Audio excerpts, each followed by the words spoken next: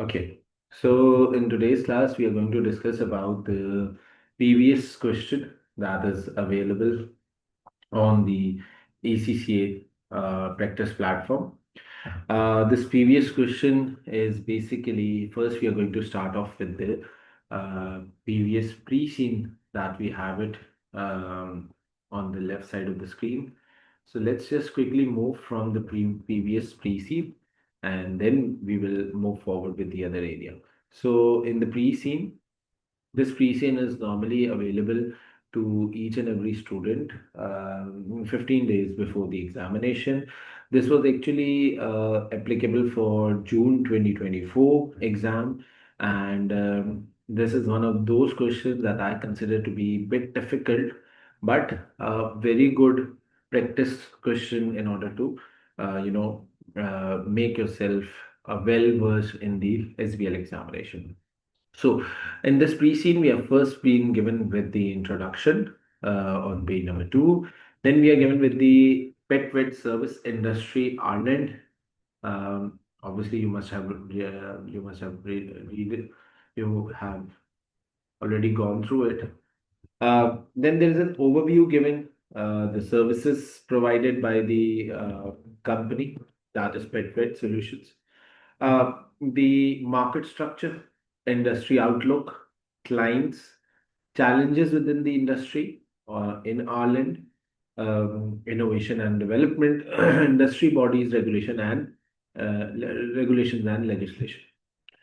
Along with this, we are also being given with the information regarding the previous company.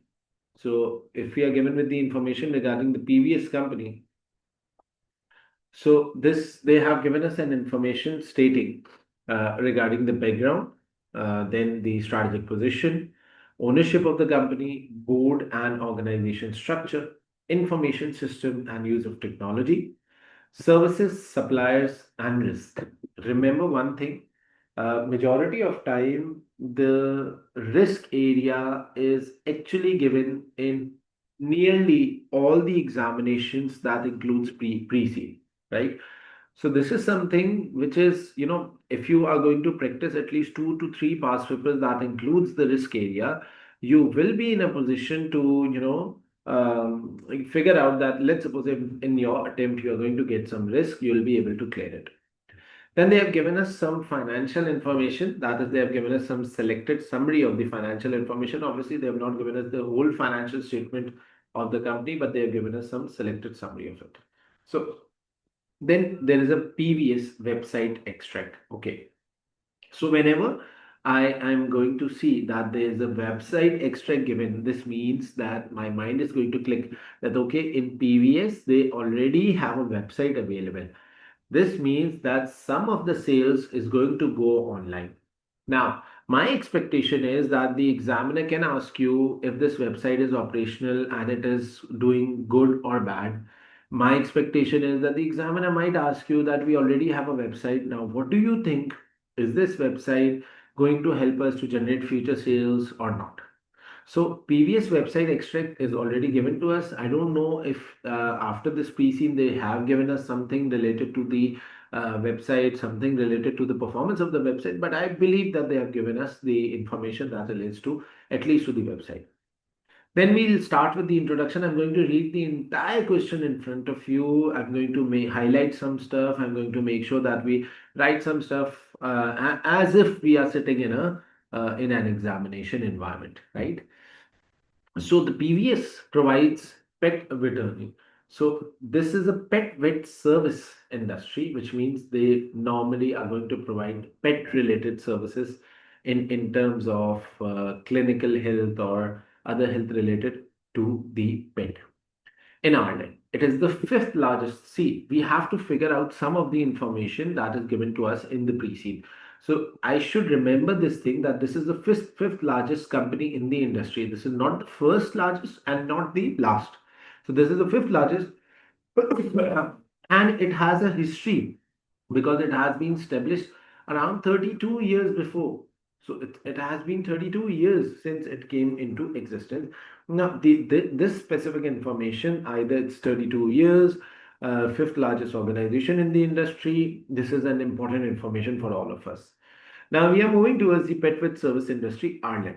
So now they have given us an information regarding the industry. So let's read it and let's figure out that what type of models or what type of questions can we be expecting in the examination. So the pet vet service industry provides healthcare for pet. Now healthcare is a very wide word, right? So if healthcare is a very wide word, this means we don't know if healthcare includes only nursing services, if healthcare includes consultation services, if healthcare includes let's suppose the pet operations as well. So let's figure out which services are they actually going to give. The organization within the industry employs specialist animal doctors. Okay, so they have specialist doctors. Um this industry normally have specialist doctors known as the veterinarians and specialist animal nurses. So doctors are known as the veterinarians, and obviously the nurses are known as the vet nurses to deliver the veterinary related services. Okay, so I've highlighted some of the information in the clinic. Pets are domesticated or tamed animals which are kept primarily as a source of companionship or pleasure. So they have defined as what pet actually mean in this entire session. This include cats, dogs, as well as some mammals, some birds, small reptiles, and some sort of the rodents as well. So there are different types of pets that they have identified. Then they have said that the services that is basically being provided, and this is something which is important because we need to figure out if the industry is providing so many services, out of how many services the industry is providing, how many services are we actually providing to the customers. So we need to figure out this thing as well. So they say that the services provided by the vet clinics or for the pet owners, clients, and the pet patrons include the following. Now there's an annual vaccination services. Okay, this is service number one. Then there's a diagnosis for health conditions and diseases. So there's a diagnosis for health conditions and disease services as well. Then there is a medical treatment. Medical treatment once a condition, disease, or injury has been diagnosed. Then prescriptions of medications. A prescription is an authorization by the veterinarian for the issue of certain medication. So they would so it says that there's a prescription of medication given to as well. Prescription of medication. A prescription is an authorization by the veterinarian for the issue of certain medications. So they are going to provide you prescription services as well. Sale of both prescriptions and non-prescription medications. Like for example, we if there's let's suppose we have headache, so we normally take pain relief medicine. So they are also going to provide such medicines to the industry. Routine surgical operations. So they offer some routine surgical operations as well. Referrals for serious medical issues, complex surgeries, or specialist services. Guidance and advice on pet care, sale of specialist pet food, which addresses specific health and age related issues, sale of other products, accessories, which such as the bedding, cages, and toys. So, the thing is that we need to figure out how many services the industry is providing and how many services is actually our company providing. So, we'll look into that. Then it says the services are usually provided via consultations with a veterinarian and a vet nurse. Consultants are usually booked on a telephone or online. In Ireland, the average consultancy time is 15 minutes. So if you look at the Ireland services, so the average consultancy time is going to be 15 minutes, and obviously it's a good time because 15 minutes is okay. Like normally doctors give 15 minutes to the human being as well, so that's okay. So they are giving 15 minutes as the consultancy time. Now let's look at the market structure. The market structure says traditionally, vet organizations were small business run by the veterinarians or a group of veterinarians. Each business included one or two clinics. Growth was driven slowly and organically by obtaining new clients. As the number of pet in Ireland increased, the size of many business grew. Larger organizations began acquiring smaller ones. So this means that there is a norm that larger organization normally buy out the smaller ones. So larger organization, and we are also one of the largest organization, that is we are on the fifth number. So larger organization began acquiring the smaller ones. Sorry. Due to the potential cost saving from economies of scale. It is anticipated that the acquisition activity will continue over the next 5 years. Now, recently, multinational organizations, particularly those which have pet food divisions, have been attracted by the industry profit and have been acquiring vet businesses. An added attraction of the industry is that it provides another route to market for the pet foods product. These multinational organizations are expected to continue their expansions through acquisitions and activities. So there are multinational organizations who are continuously involved in acquiring different sort of organization all around the Ireland industry. So this is something which we need to note down. Now, currently, there are three multinational organizations who control 52% of the Ireland pet vet industry. So there are three multinational organizations who actually control more than 50% of the Ireland industry. The remaining seven multinational organizations or seven other organizations must be controlling the other part of the Ireland pet vet service industry. They operate clinics, okay, on a nationwide basis. So they have more than one clinic in entire Ireland. There are also three large independent vet organizations which own and operate clinic on a regional basis. Hundreds of smaller businesses, usually employing less than 10 people, operates locally. Now, market share revenue by rate. So we know that we are on the fifth number. So over here, this is our market share. Now, whenever I see that the numbering is given, I will first identify my market share, that is just 6%, if you can see.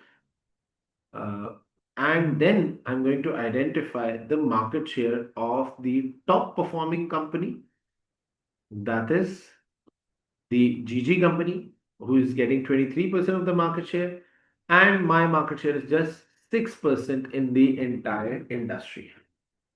So it says on 31st of March 2004, the Ireland pet vet service industry employed almost 36,000 people and generated a revenue of $2.5 billion.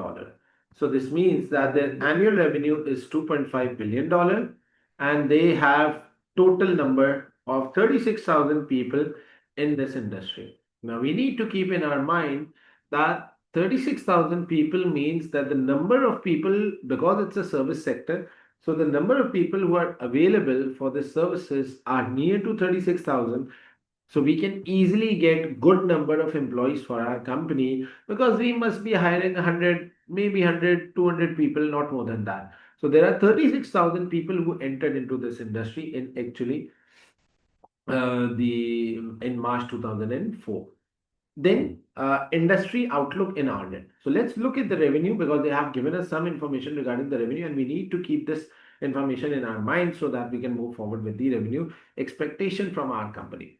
So the annual revenue growth in the revenue in pet services over the last 5 years have been 3.5%. So the annual revenue growth is 3.5%. Important pointer for us because if our revenue growth is meeting the expectation or not, we need to figure it out. But the growth level is 6.8% expected in the next 5 years. So see over the last 5 years, the growth have been 3.5%, but in the next 5 years, it is expected that we'll move by 6.8% in the next 5 years. Level of pet ownerships have been increasing and for a decade and are expected to increase at even faster rate over the next 5 years. And this is obviously evident from 6.8% as well. People are buying more and more pets, or they are having more and more pets to tame. Then, thereby increasing the demand for services. In addition, advances in pet nutrition, diagnosis, treatment, and care are leading to longer pet lifespan. So, this industry is in high expectations and in high revenues. Why? Because we can see that the overall number of pet ownerships are increasing day by day. Secondly, more and more pet owners are coming in this economy, and obviously, because there are more and more pet owners, so this means that pet hospitals are going to get more demand. And it is not just pet hospitals, but the ancillary services like pet nutrition, diagnosis, treatment, pet care places, pet playing areas. These are all the areas that are also going to flourish in this industry. Now, the revenue growth is also expected from pet healthcare plans, which are increasing in popularity. These spread the cost of treatment pet may need over several months, making complex treatment more affordable. Okay, so this means that they have provided some installment. This industry is providing some installment plans as well, or maybe insurance plans as well are provided, so that you, if you want, you can spread the treatment of the pet over several months, and making the complex treatment more affordable. Like, for example, if you want your pet to be operated and the cost is it's very high, so what you can do is you can go on for the pet treatment plan, or maybe insurance plan, and you can move on with this, because this is how you'll be able to afford the services, right?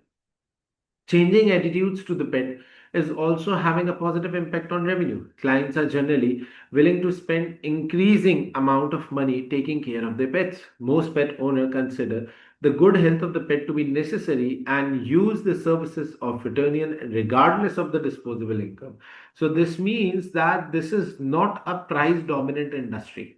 This means that this is not a price dominant industry, but it is a quality dominant industry, because there are many individuals who they do not consider whatever amount they are earning. They just consider that, okay, if they have a pet, it's like their kid, and if it's like their kid, so they are investing huge amount of money irrespective of whatever amount of disposable income they are earning. Then let's look at the cost. So what are the costs? And obviously there are some costs that we can say. Yeah, yes, what's the question? You can unmute yourself and let me know the question. Yeah, so yeah, you see where it says regardless of the disposable income, that Yeah. means basically people of Ireland are like seeing pets to be as their family members, isn't it? So Yeah, they yeah, would yeah. whatever they need to spend. Yes. It's like they consider it to be, the they are like family members. Yeah, that's fine. I got it. Thanks. Okay. So moving forward, it says um, the cost. So obviously there are certain costs that we need to figure out.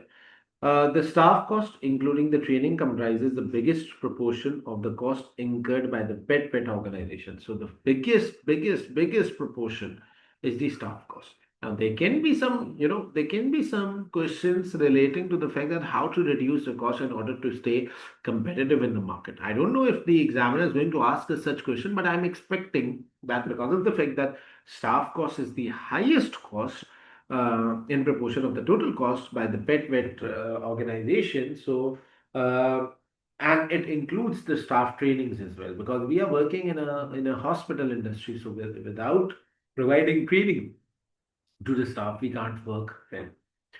Then purchases include, so there's a purchase cost as well. Uh, just,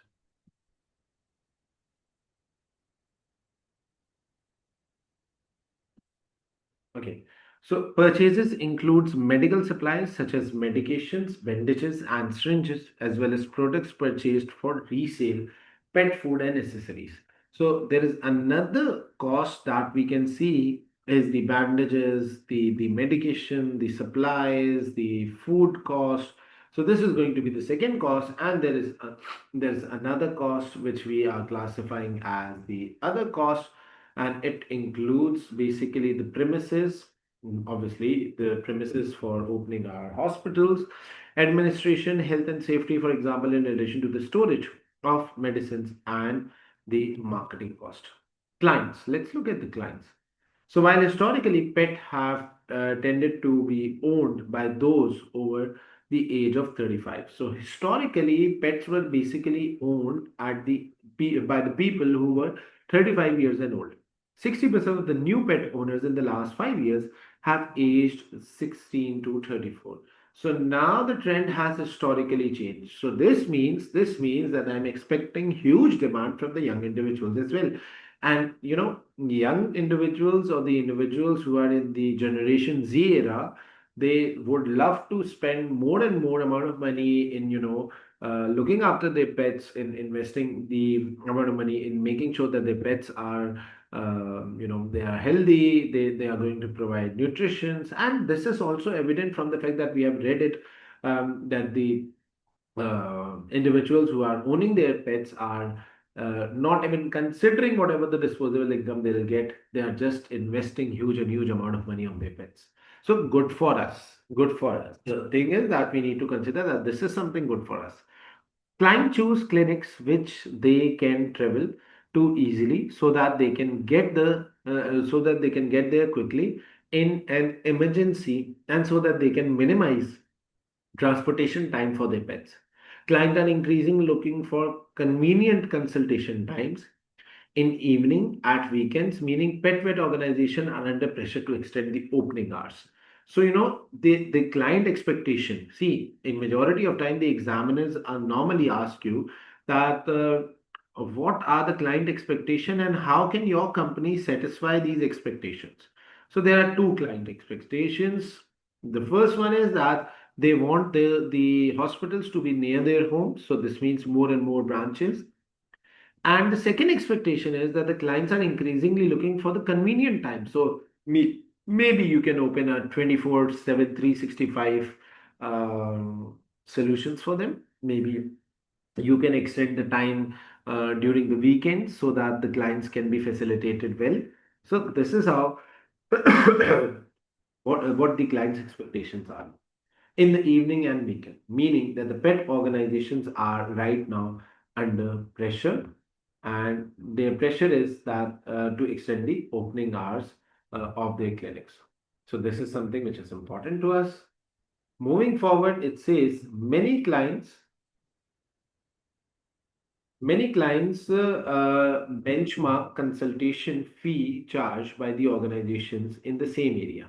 So, if there are two pet hospitals and I need to decide which one to go for my pet, I'm going to take the fee as one of the parameters. In order to keep the fee low, many vet organizations mark up the medication prices rather than increase the fee for the consultation. So it seems that this is the norm of every single economy. Um, let's see.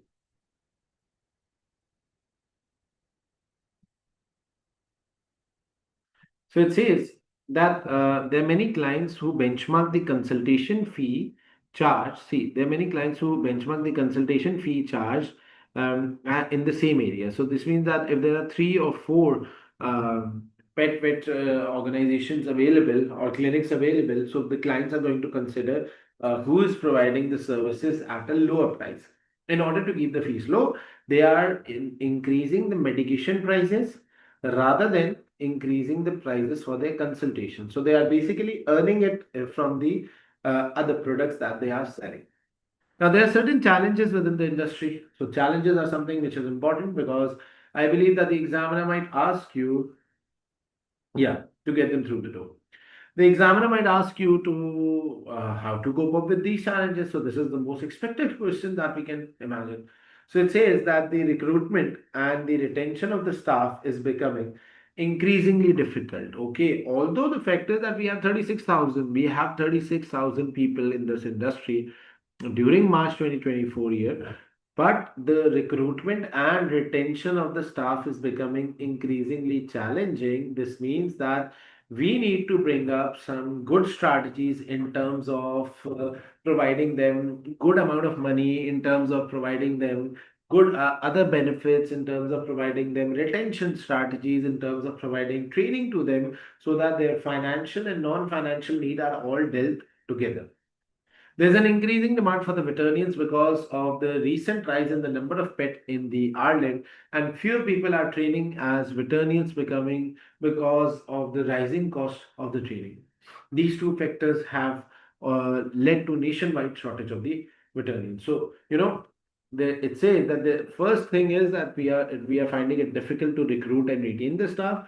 There's an increasing demand for the veterinarian because of the recent rise in the number of pets, because of the fact that the age of people who are, you know, adopting these pets, it has decreased from 35 to 16 till 34. Majority of them, like 60%. So this means that because of the fact that we have fewer people are training as veterinarian because of the rising cost of the training. So we can provide a solution. We can provide a solution as a company that we may open our own training center, and people will be able to get facilitated over there, and we can sign a bond with them that okay, if you are going to get training from our center, you will have to serve in our hospitals as well, if this is a challenge for us, because these are just the industrial challenges that are written in front of us. So these two factors have led to a nationwide shortage of the veterinarians. So there are two factors. Number one, people are not getting the ample amount of training. Number two, we are finding it difficult to retain and recruit this staff. I hope so I'm going in the right pace and you are understanding. Long working hours, driven by a shortage of staff, a sharp rise in pet ownership, and client demand for 24/7, 365 days a year services are an increasing problem across the industry. So, the first problem is that we are facing right now is the long working hours, right? The second problem is that there is a shortage of staff. There's a sharp shortage of staff. And the third problem is that a sharp rise in the pet ownership and client demanded a 24/7, 365 days a year services. So these are the three most important challenges that the industry is right now facing and are an increasing problem across the industry. Challenging negotiations with the pet owners who cannot afford treatment are a regular occurrence. These two issues are having an effect on the well-being of the staff. Across the industry, 5% of the staff are absent. Okay, so 5% of the staff are absent, with work-related stress, and staff retention is problematic, with average staff turnover to be 13%. So now you know why it is difficult to retain the staff, because of the fact that 24/7, 365 days is the pressure coming from the demand. And if we expect that, okay, now the staff who are already there, they need to work for 18, 20 hours or maybe 24 hours, this is not humanly possible. So the staff who are already working with us, they feel stressed. And the staff who are already working with us, they don't want to get themselves retained. In fact, they are finding other places to work and other places to find out for their job. Now, my point of concern is how to deal with this challenge. Now, if I'm on in the case, I would have said that to introduce training objectives for every staff individually. Along with this, make sure that we incorporate a shift-based system. Even if we are moving for 24/7, 365-day solution, so we can offer shift-based solutions like 8 hours one staff, the next 8 hours the other staff, and the next remaining hours of the day the third one. So this is how the staff retention problem and the stress problem can be dealt with. Now, client loyalty is low, okay, because of the fact that there are many pets solutions given to them. There is a high level of competition on fee. So the fee is a competition, quality of cage, range of services offered, and opening hours between clinics which are located close to each other is one of the biggest problems that we are facing. Although competition has fallen to some extent over the past few years because of the industry consolidation, competition from other channels is increasing as follows. So, what are the competition from other channels that are increasing? Like the hospital industry competition have not increased a lot, but there are competition from other channels as well. Other channels as well. So, what are the sources of competition? Number one, large budget pet superstores. So, there are superstores who are becoming a competition for the clinic. How is it possible? Let's see. Two superstores. Number one, best for pets and pet fair. Sell a wide range of pet food and pet accessories at low prices. Store staff who do not have pet training also offer general advice about the pet. For example, if I'm taking my dog to the best for pet store, and if I say that I don't know why he's behaving like this, he's not eating anything. So there's a general staff who come and say that okay, give him this specific medicine and he'll be able to he'll be eating within 1 week. And let's suppose if this thing work, then people are not consulting the actual trained doctors, and they are going behind the people who are actually not trained to do this. That is the general staff of these two superstores, and this can be a big problem for us. Then there is an online pet medication providers as well. So people might prefer the online medication as well because this is something because they're going to get flexible solutions. They're sitting at their homes and getting the solution. If the client obtain perceptions from the veterinarians, they can buy if the client obtain prescriptions from their veterinarians, they can buy prescription medicines often at a significant discount to the price charged by the pet vet organization from online pet medication provider. So, normally what do we do is, okay, you are charging huge amount of money on medication rather than charging on consultation. So I'm going to take consultation from you, and then the prescription that you have given to me, I'll buy it from the online stores because there is some discount offered on the online stores. Isn't it a great deal for us? It definitely is one of the best deals that we can, do. And this is how it works.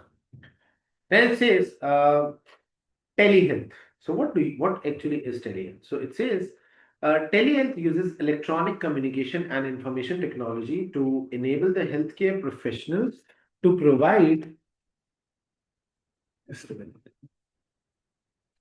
professionals to provide healthcare services remotely at a distance. There are several pet vet telehealth providers in Ireland offering services to their own client or on behalf of the other organization.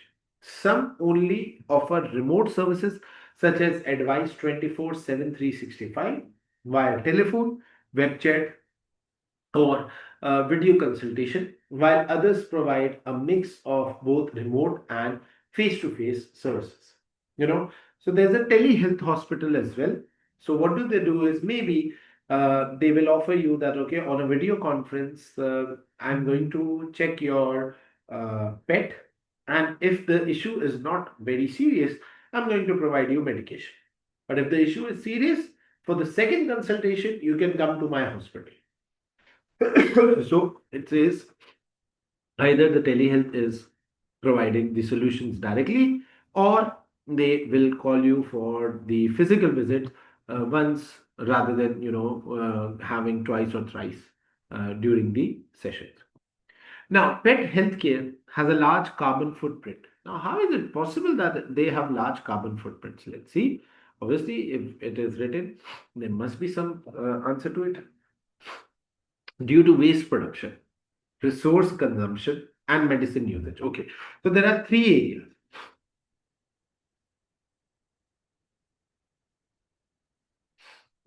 So there are three areas which it says that the pet healthcare has a large carbon footprint: waste production, resource consumption, and the medical usage as well.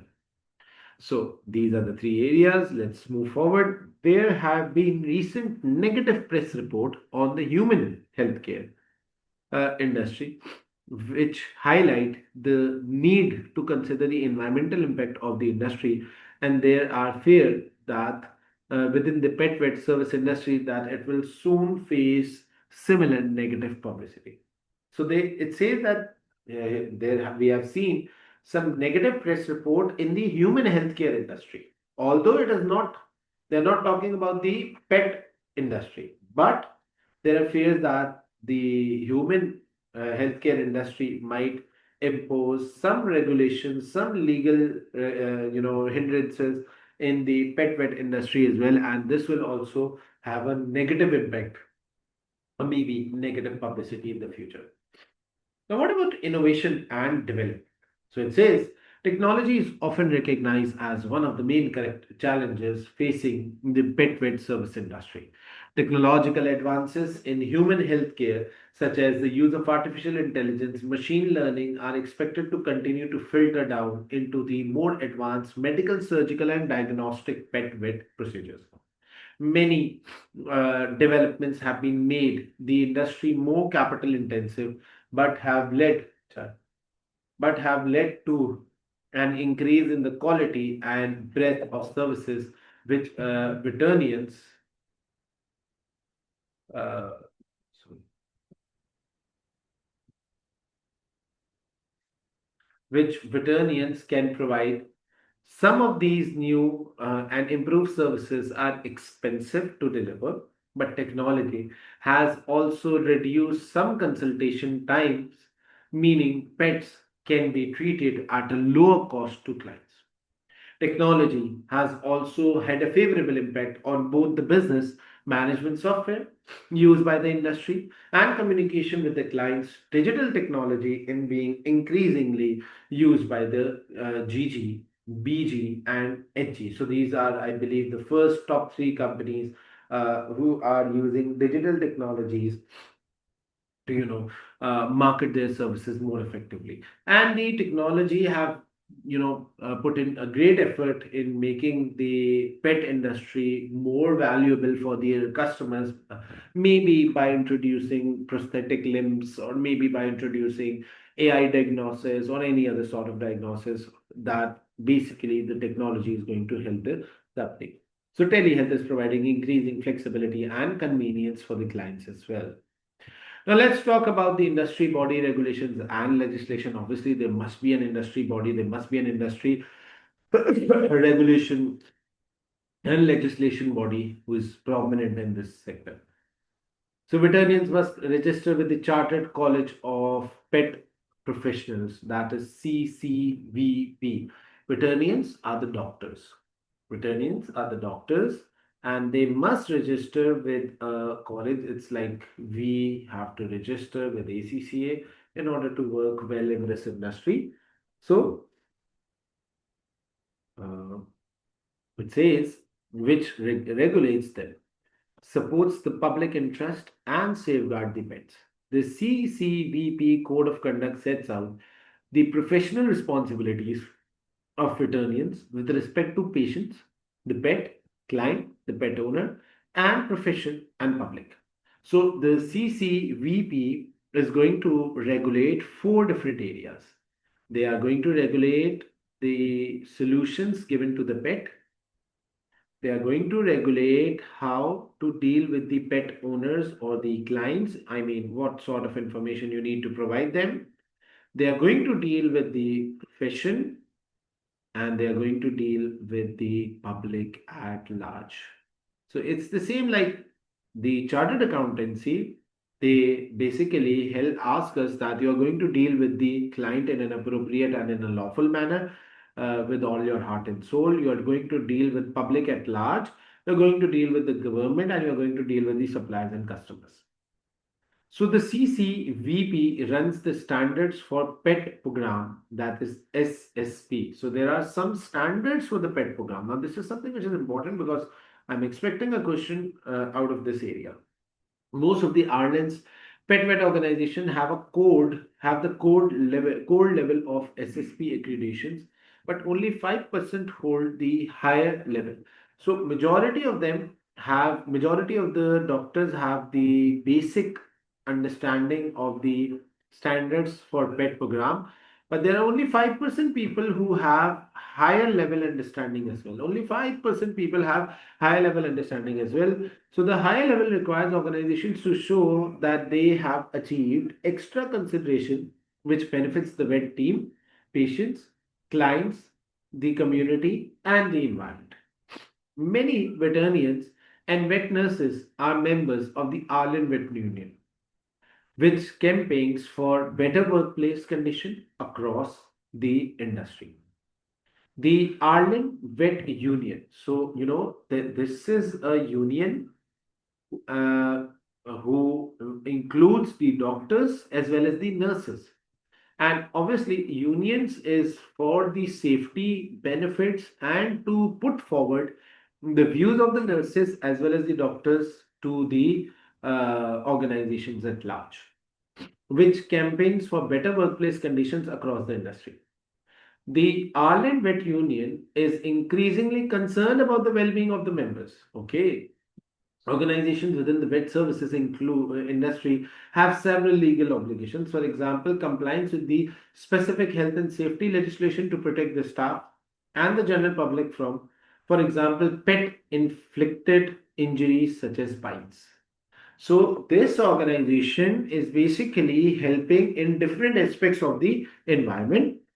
They will ensure that there are certain compliances with the specific health and safety legislation to protect the staff and the general public from the, for example, if you are owning a dog, so this union is going to ensure that they come and keep a check in balance on you, that if you have vaccinated that dog against rabies or any other disease. For example, there are many other viruses that can be, you know, infected through dog bites or any other tame pet bites as well. Requirements to display large notice informing the client that they can request a written prescription.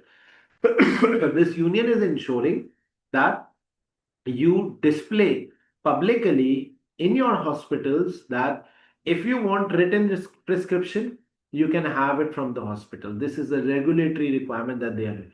Why are they doing this? Because the hospitals are taking an add-on benefit from the clients by not increasing the consultation fee, but by increasing the medication fee. So the law or the legislation is basically helping the people at large that if they want, they can take prescription and then they can order online medicines, which they are going to get at a specific discount. This means that the client do not need to buy the medication at the clinic treating their pet, but can source it elsewhere, potentially more cheaply should they want to. Now, provision of or pay another organization to provide on their behalf a 24/7 365 emergency services. So there's a provision of or pay another organization to provide on their behalf. Like they are also offering services like they are also ensuring that the other organization can pay behalf on behalf of the pet owners as well. Yes, you can open your mic.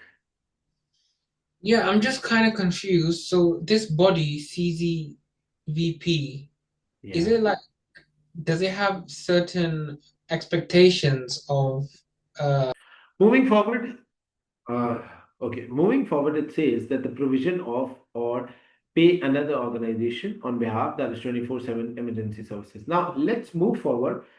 Sorry, with our company. So, PVS Limited. It says background PVS is the fifth largest pet vet organization in Ireland It was established 32 years. So it's the fifth largest. It was established 32 years by PP. That is, I believe it's a insider based business or a family based business or a sole trader based business. Most of its growth has been organic, so they don't have an experience of acquiring other companies. Most of the growth that they have seen during the phase is organic, although under the current board and senior management, it has acquired few small independent businesses. It has acquired few small independent business, but predominantly not any big one or large one. So it's okay if they have acquired any few, independent businesses as well. Which have been successfully integrated into the organization. PVS run 168 clinics in the south of the Ireland. Clinics vary in size, some having one or two doctors, others having nine or 10 doctors. So they have 168 clinics. Oh my God. And they have one or two doctors, maybe some have one or two doctors, or the others have 9 to 10 doctors as well. So PVS head office, which is also based in the south of the Ireland, provide finance, IT, purchasing, legal, facility management, and human resource function. So there are certain functions or departments that the head office is operating. So it's like you have clinics, but there are some areas that they have given it to the head office to manage, and these areas are the finances, IT, purchasing, legal, facilities management, and human resource departments as well. So PVS has a total of 2,490 staff. Out of 36,000 staff, they have a total of 2,490 staff, 860 veterinarians, 925 vet nurses, and 705 support staff, receptionists in the clinic, and head office staff. The ratio of the veterinarians to nurse to support the staff is broadly in line with the industry averages. So they have good number of staff, they have good number of people, and the ratio is also in accordance with the industry averages. PVS has a financial year end of 31st of March.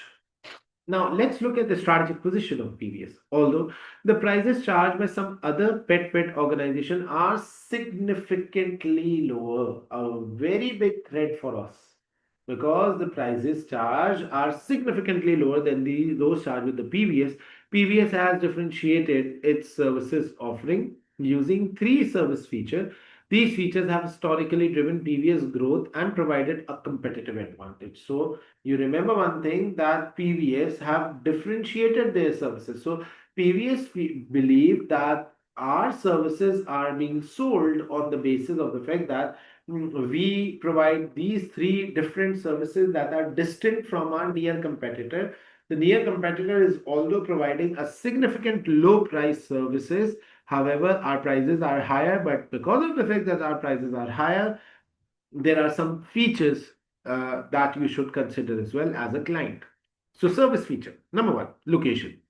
It says that over 85% of the PVS clinic are in town centers. These locations have proved popular because of their convenience. They have a car parking for the clients who prefer to drive and are easy to access on foot or using public transport. So the first add-on advantage or the first feature that we are providing is that 85% are in the town centers. 85% of the hospitals are in town centers, and we provide car parking in these centers for the clients who want to drive. Plus, they are easy to access on foot as well. So they are, walk friendly areas, and they can be accessed using the public transport as well. This is one of the biggest features that we are providing.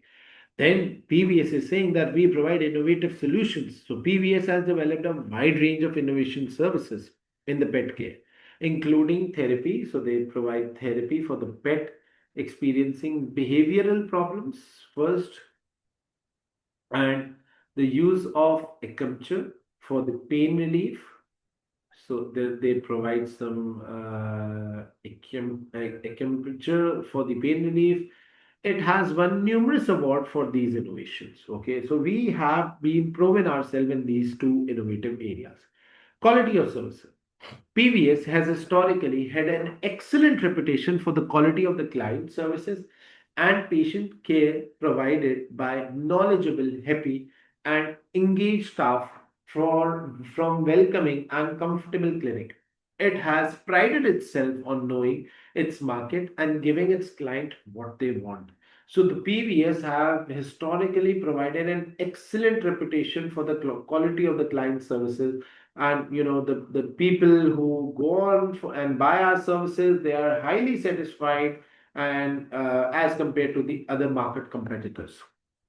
These features contributed to the PVS winning Arlen Wet Award for 11 times of the year. So, they have won 11 times the Arlen Wet Organization Award, the last time being 6 years ago. So, this is a prominent information. In fact, I would consider this information to be negative. Why? Because since last 6 years, they have not yet won. However, as so this means in the last 6 years or 5 years, the industry norms have changed. The people expectation is also changing. However, as the industry has consolidated and competition has increased, previous revenue has started to decline. Market share has dropped every year since 20x0.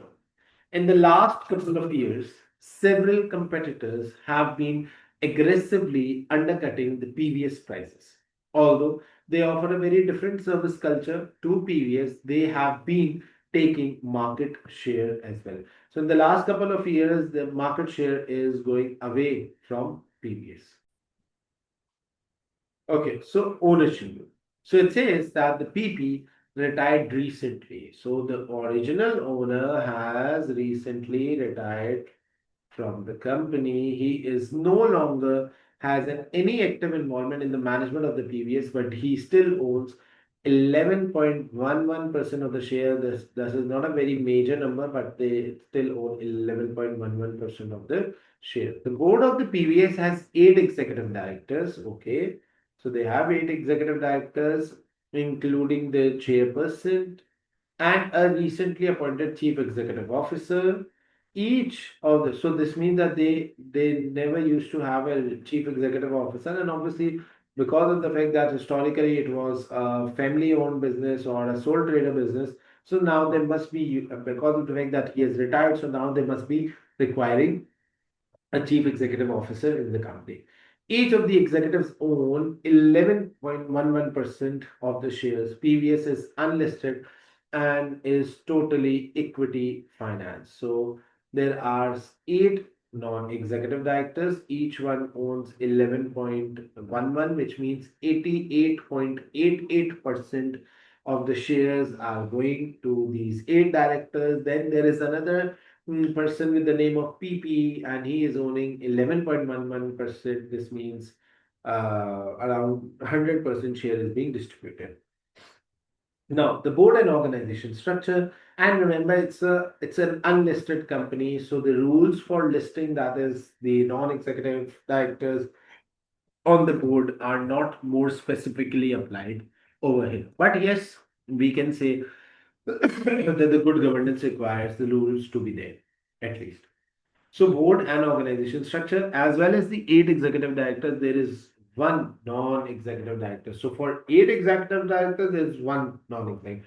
Um, in terms of essence, this is wrong. But in terms of the legal requirement, it is okay because you are not listed.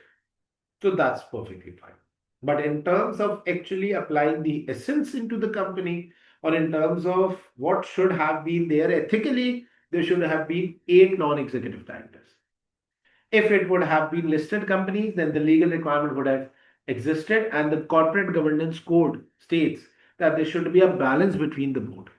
The corporate governance code states that there should be a balance between the board, right? So, as well as the 8 executive directors, there is one non-executive director as well. So, executive chairperson, executive chief executive officer, and there is one NED. Then, in the chief executive officer, we have chief operating officer, chief finance officer, we have chief medical officer, We have human resource director, we have legal director, and we have business development director as well. Now, as a non-listed company, the directors made the decisions not to have audit. Okay, it's okay because you are non-listed, you are unlisted, it's okay. If you are not taking audits, nomination and remuneration committee, there is no nomination committee, there is no remuneration committee, it's okay because you are unlisted. Had it been the case that if you are convert yourself into a listed company, then you there will be audits applied in your name. There is an internal audit function which reports to the chief financial officer. The chief operating officer, that is COO, has the overall responsibility for the day-to-day operations of the PVS clinic. Individual clinics are managed by the clinic manager. Up to 10 clinic managers report to each of the PVS senior veterinarian, who in turn reports to one of the five district managers. The district manager reports to the COO, but also work for the other executives. Example, HR or legal issues arising in the clinic for which they are disposed. So, like it works like this. There are clinic managers, right?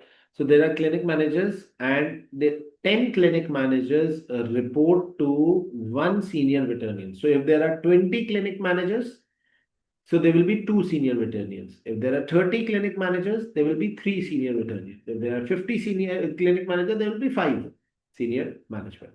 So as it says that up to 10 clinic managers report to the previous seniors veterinarians. Okay. And the senior veterinarians, let's suppose if I say that there are 50 clinic managers, so there are five senior veterinarians, and these five senior veterinarians are going to report to one of the five district managers. So there are five district managers, and these senior veterinarians are going to report to these five district managers. Then these five district managers are going to report to the COO of the company. However, these district managers also work for other purposes like HR related issues, like legal issues of the clinic. I'm repeating once again. The clinic manager, 10 clinic manager report to one senior veterinarians. Senior veterinarians report to five district managers. So there are five fixed district managers, but there is no fixed number of senior veterinarians because there is no fixed number of clinical managers. If there are 100 clinical managers, there will be 10 senior veterinarians because 10 people report to this one person. This one person reports to district manager who are five in numbers, and these district manager reports to the COO. However, these district managers also work closely with the other departments, that is the legal department, the health and safety department, the other related departments. Now, the other board member areas of responsibilities are as follows. There is the CFO who looks after the finance, purchasing, and internal audit function. Okay. There's a chief medical officer who looks after the quality of the patient care and medical treatment provided in the PVS. Okay. There's a human resource manager. Uh, there's a human resource director. He looks after the talent management, compensation, and employee benefit, training in conjunction with the CMO, health and safety. Okay. There's a legal director who helps in minimizing the PVS legal risk by advising the other directors and senior management on any major legal and regulatory issues that PVS may encounter. There's a business development director as well who looks after increasing the previous revenues by identifying and developing new business opportunities as well as expanding the brand presence all around. Most decision making is centralized. Most decision making is centralized. Centralized means that the board of directors are going to take majority of the decisions within the company. For example, on pricing, the rollout of new services and salary level, district managers and senior attorneys are responsible for generating growth for the clinic under the management within the parameters set by the board and for using the resources efficiently and effectively. Now let's look at the information systems and new technologies. It says the business management software used by the PVS to record the client and patient information and scheduled consultation is an off the shelf package which have been used by the PVS for 8 years. Now, off the shelf package means a tailor made package. A tailor made software is used by PVS in order to record the client and patient information and to schedule consultations, right? The PVS website includes a search functionality which enables the prospective clients to find clinic near them. Okay, so you can search on the website and you will find out, like it's like a Google map. If I write on the Google map, find me a pet vet clinic near me, so it's going to find it for me.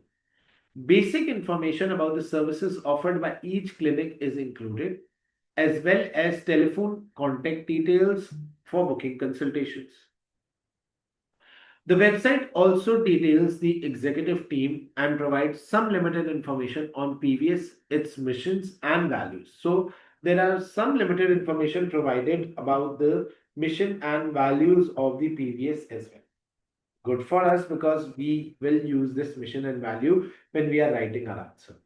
Although emails are used within the PVS and with supplier, there is no facility for the client to communicate with the clinic via email. So this is something wrong because the client should have been given with some facilities relating to email communication as well. And PVS has only limited social media presence. And this is also that something that in today's era PVS should understand, that the presence in terms of social media should be there. There is a staff intranet which include news about what is happening internally within PVS and in the wider industry. There is information and resources for the staff and an area for blogs as well. Despite its past history of innovation, PVS is yet to make any major investment in technological advances in the pet care. So, although the past history is innovation, but PVS is still in consideration to make a big, sorry, PVS is still in consideration to make a big investment in the technological factors, but they have not yet invested huge amount of money in technology in the past few years. Now, services, as I was saying, that the industry is offering hundreds and hundreds of services, but what about us? So let's see. The service of the clinic determines the services offered. PVS larger clinics can carry out a wider range of diagnosis and surgical procedures. So they can provide diagnosis and surgical procedures than the smaller one. So the larger clinic can offer the surgical procedures, I believe. In the smaller clinics of PVS cannot offer surgical procedure. If a smaller clinic cannot carry out a procedure or test, the patient is referred to larger, obviously, clinic of the PVS in the same area. Although historically PVS developed and introduced an innovative range of pet care services, there have been very little innovation in the recent year, and in the past 2 years there have not been any new services offering. So this is something negative because although we believe in innovation, although we love innovation, but in the past 2 years we have not offered any new services from PVS platform. Now, previous clinics are open from 8:30 to 5:30, Monday to Friday, which means that time is also a constraint. We are just opening from 8:30 to 5:30, like it's like 7 8 hours a day. And however, the competitors are thinking to move forward for a 24 hours 365 solution because time is one of the biggest challenge that the industry is facing. Its veterinarians are provide emergency cover outside these opening hours on a rotational basis. So if there is an emergency, the doctor is, they are being told on call, and they might provide some emergency cover, maybe going to the client's house and providing the services. To attract and retain the client in an increasingly competitive market, PVS started the PVS healthcare plan for 2 years. Okay. So there's a healthcare plan for 2 years, and maybe it's an insurance plan or maybe a deferred payment plan. But there is a plan that the PVS has introduced right now.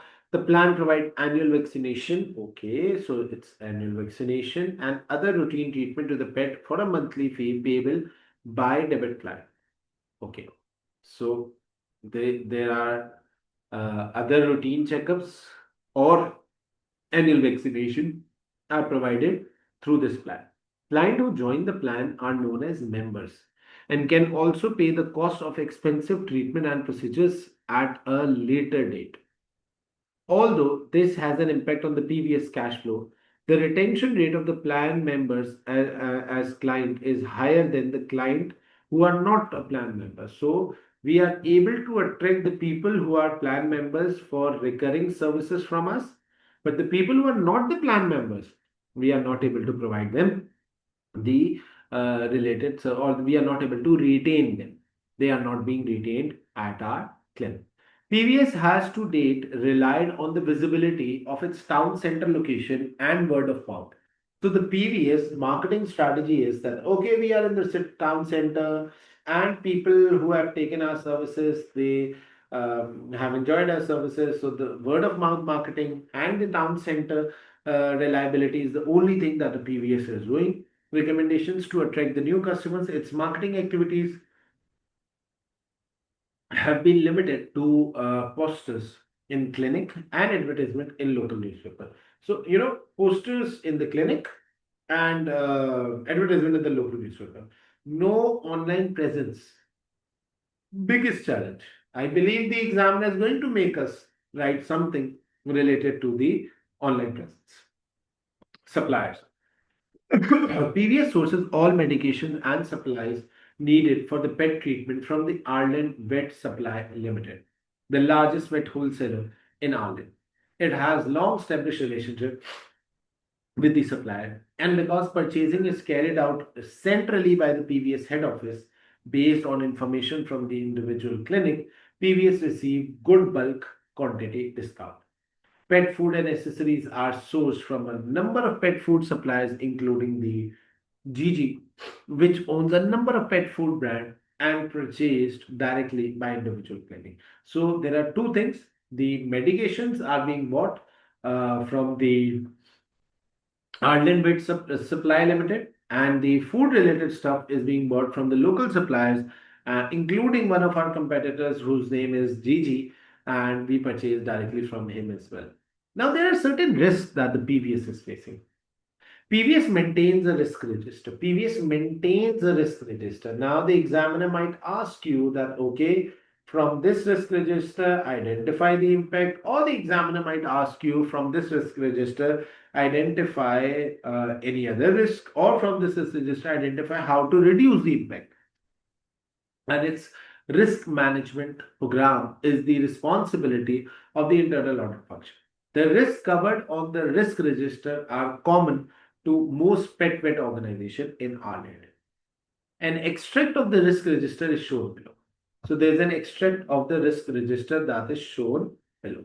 Uh, so it says that the risk that we are facing, competition risk, key employee risk, which is retention and hiring the employees, health and safety, and adverse publicity, which already is right now existing on the human health concerns, and this can also be a target for the pet animal concerns as well. So they say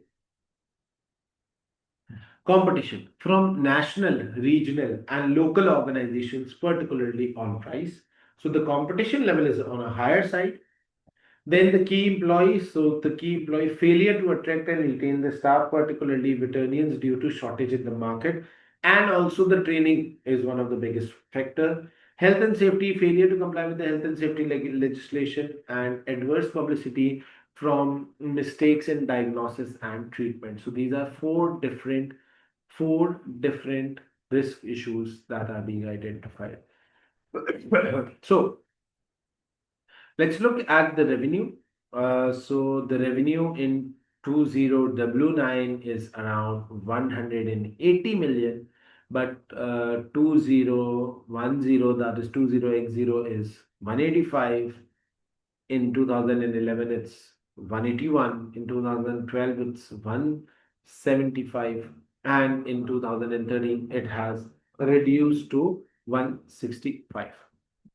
If we look at the satisfaction score, the darker one is the staff and the lighter one is for the clients. So the satisfaction score have also substantially decreased. Historically, the satisfaction score of the staff was greater than the client. But in the last year, you can see that the satisfaction score has substantially decreased below the client satisfaction score as well. Now let's look at the staff turnover. Historic staff turnover is 10%, and in today's era, it has reached to 19%, which is the highest. Let's look at the new number of clients. In 2009, we used to get 15,000 clients, but in 2013, the new number of clients are just 7,000 in number. So the new clients are also decreasing. Uh, let's look at the website extract. They have given us a website extract as well. The pet vet services, our mission. So remember, this is something important. Our mission, our vision. These are the two different areas that I believe is the most important one, and I need to highlight it before reading, because every single answer that I'm going to write after this should be in accordance with the mission and vision of the company to ensure that that patient have long and happy life. Our vision is to be the vet organization of choice. So we want to be an organization that about whom every single person is talking, and every single person would want to have services from our clinics. Our strategic objectives, let's look at the strategic objectives that we are fulfilling. It says that give one client what they want. This is the first objective. The second objective is just one second.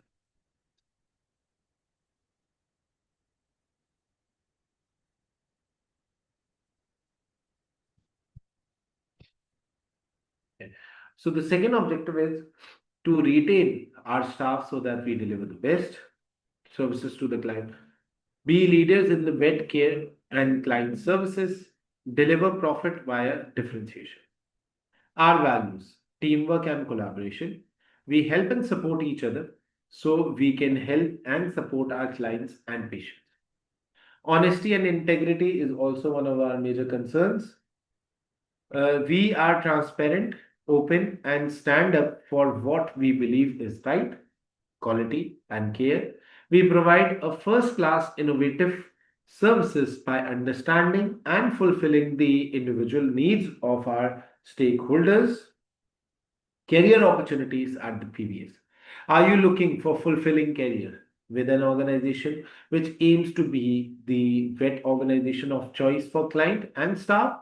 We empower you to provide the highest level of services to our clients and offer a family atmosphere, flexible working, market leading salary, generous staff discounts. We have clear strategies in place to ensure fair play, fair pay, and fair treatment to stem our out discrimination and encourage the diversity. Um, we are proud holders of the standards for the pet program accreditations in this industry. Now, now it is my general suggestion that when you are attempting the question, it Yeah. is better that you just first read the pre-scene, then the task, and then the exhibits, right? Because just like a comprehension question, remember, reading the task will help you to think in the same manner. Like now, once I have read the task, now my mind is mentally prepared that these are the requirements that I need to figure out from the exhibits. So I'm first going to read the task. that are available on our screen. It says um, the new chief executive officer has asked the board to suggest ways to grow the business. Now, when we are reading the task, we need to read it very, very accurately, right? So the new chief executive officer has basically asked the board to suggest ways to grow. How can you grow in this business? This is the requirement. Strategies to achieve this are to be presented in the next board meeting. So, randomly speaking, I can grow the business by organic growth. I can grow the business by acquisitions. I can grow the business by joint ventures. I can grow this business by mergers. I can grow this business by strategic alliances and many, many, many, many other factors. So, the business development manager, the business development director is proposing a joint venture. The business development director is proposing a joint venture between PVS and Best for Pet. So this is they are suggesting that we should go for a joint venture between the store. The biggest challenge that we were facing was from the store. So this is the store and our company, which would involve PV establishing vet clinics in a number of B4P superstores. So this will help us in establishing clinics in B4P superstores. Okay, we will evaluate this. The CEO wants to understand more about the joint venture. So he wants to know more about the joint venture. So firstly, he's asking you to help us in facilitating what actually is the joint venture, then and the impact it may have on the previous brand. So what impact am I going to have on this brand? He is particularly interested in the extent to which the service feature that have provided previous competitive advantage. So he is particularly interested in the extent to which the service features that have provided previous competitive advantage, locations, innovations, quality of services would be delivered in a joint venture. Now, we need to think once again what actually is he asking. He is asking us is first of all, he's asking us what is joint venture? Number one. Then he is asking us what impact will this joint venture agreement, if taken, will have on the previous brands. He is particularly asking us that the service features that we already have, like for example, location, innovation, and the quality services. These are the three service features that we have already seen in the precinct would be delivered in a joint venture. How will we ensure that the history of our success is incorporated in this joint venture? Would be delivered in this joint venture. How will we ensure that these service features will be delivered in this joint venture? He has also asked whether the franchise agreement might be better to protect the previous brand and reduce the financial risk. So there is a counter argument presented by him that if we should go for joint venture or franchising. The board of directors has asked you to for help in addressing the issues raised by the CEO. Move. So it says that the board of directors, that the BD directors has asked you for the help in addressing the issues raised by the CEO. BD director means business development director. Preparing a briefing note. Okay, so firstly, we are going to have briefing note. Now, before moving forward, let me tell you one thing.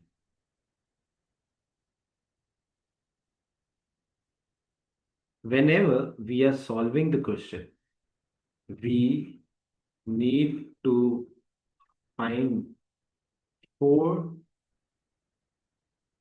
different things in one.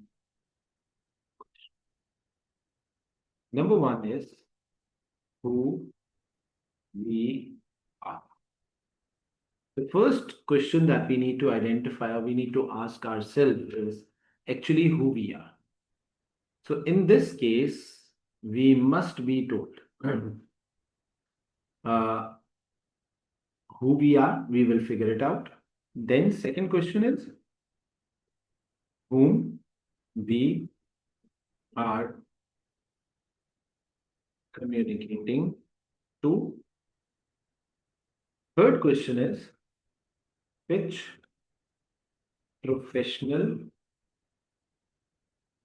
format is tested. And the fourth one is which professional skill is tested. These are the four different questions that are basically being asked from you. So if I read this, it says, let me just read this introduction paragraph as well. The case study relates to three different tasks. So we got to know that there are three different tasks.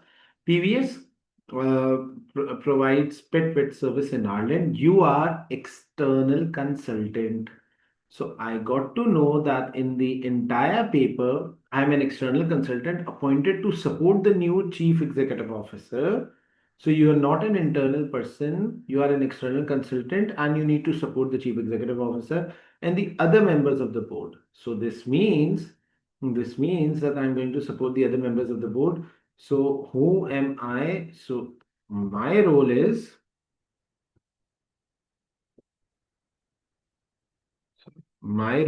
I am external consultant. A very, very important role.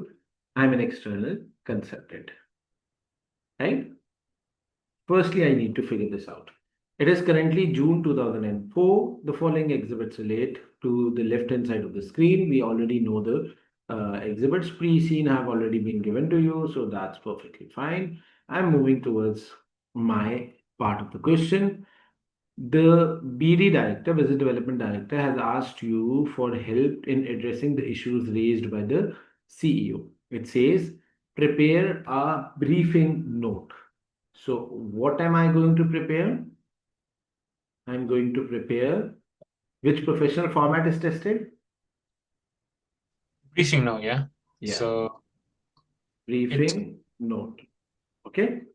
Then it says for the BD for the BD director. So I'm writing this answer for the BD director, that is business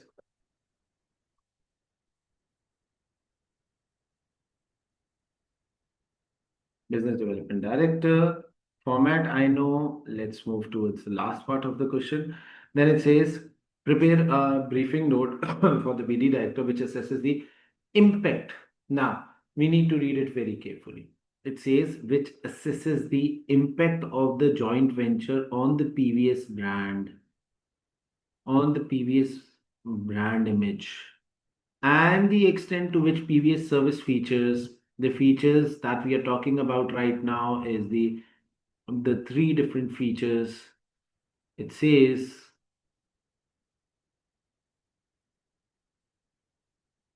sorry.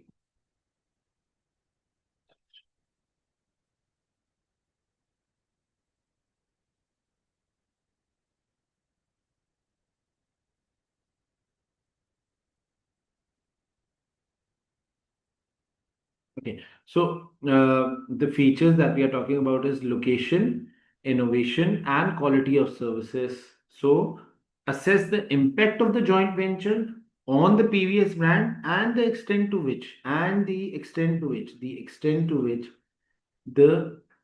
features to which the PVS services feature would be delivered. How can you deliver these service features when you are entering into a joint venture agreement Recommend whether the franchise agreement would be better than a joint venture. So there are basically three different parts of the question. You need to first identify what a joint venture is. Then you need to identify if going into the joint venture is a good, or let's suppose, decision, considering the fact that we have three different quality oriented features or the competitive advantages. So how are you going to ensure that these competitive advantages are taken into consideration when you are entering into the joint venture agreement? And you need to recommend whether the franchise agreement would be better than the joint venture or not. So there are three different things. Professional marks are available for demonstrating the evaluation skill. So this means that the fourth question is that which professional format is tested, which professional skill is tested. So we are being tested on evaluation skill. We are being tested on the evaluation skill, right? So if I move forward, it says professional marks are available for developing and demonstrating evaluation skill in assessing the issue in relation to the joint venture raised by the CEO. Okay, we will do that. Now, the chief medical officer is proposing investment in technological development to drive growth. He has provided you with an article from the Pet Vet Journal, which covers examples from the three main technological areas of development in the pet vet industry, and has approached you for assistance in drafting the presentation on how these technological development could deliver growth. Okay, now I'm trying to understand what he's saying. He says that there is someone with the name of Chief Medical Officer. And obviously, he is also the director, and it is our duty to help all the directors, including the CEO. Is proposing investment in technology. So he's proposing that we should invest in technological development so that we can drive growth. Okay, good for us. He has provided you with an article, the Pet Vet Journal, which covers example from the three main technological areas of development in the pet vet industry, and has approached you for assistance in drafting a presentation on how these technological development could deliver growth for the PVS. So you need to draft a presentation as how these technological development will bring growth for PVS. He would like you to consider the drawbacks. So firstly, you need to consider the drawbacks, including any ethical issues of adopting such technological development. So you need to make providers that what could be the drawbacks and if there can be any ethical issues if we adopt this technology. I don't know which technology is he talking about, but I know that in one of the exhibits, he must have given us some of the technological element, right?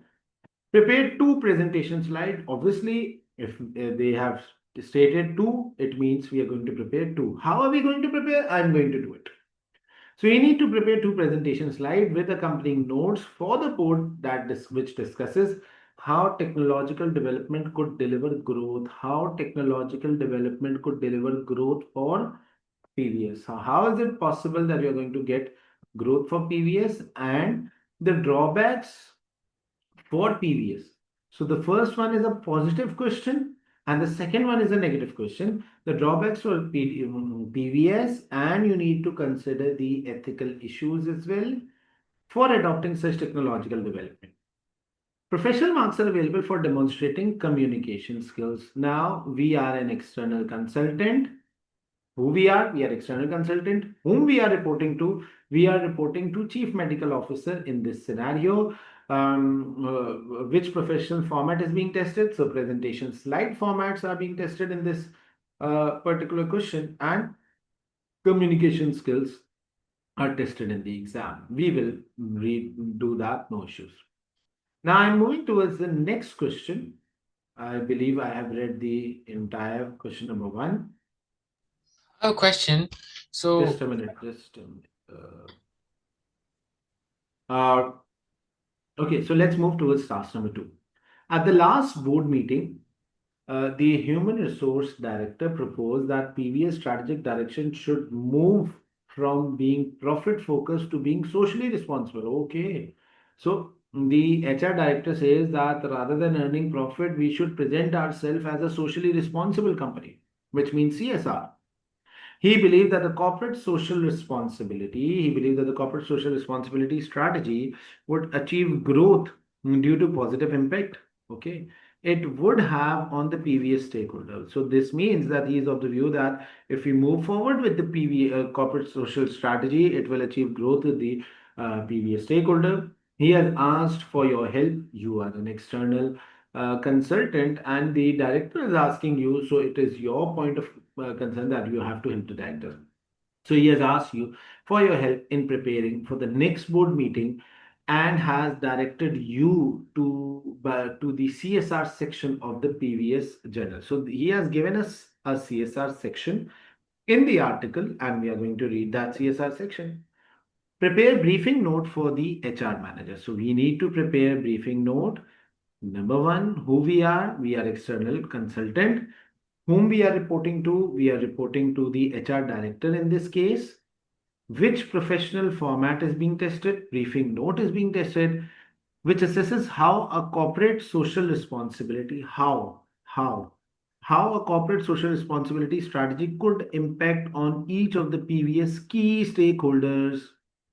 Firstly, we need to identify the key stakeholder, and then we will tell them that how the corporate strategy or CSR strategy will help us to have a positive impact about the PVS or in the minds of the stakeholders.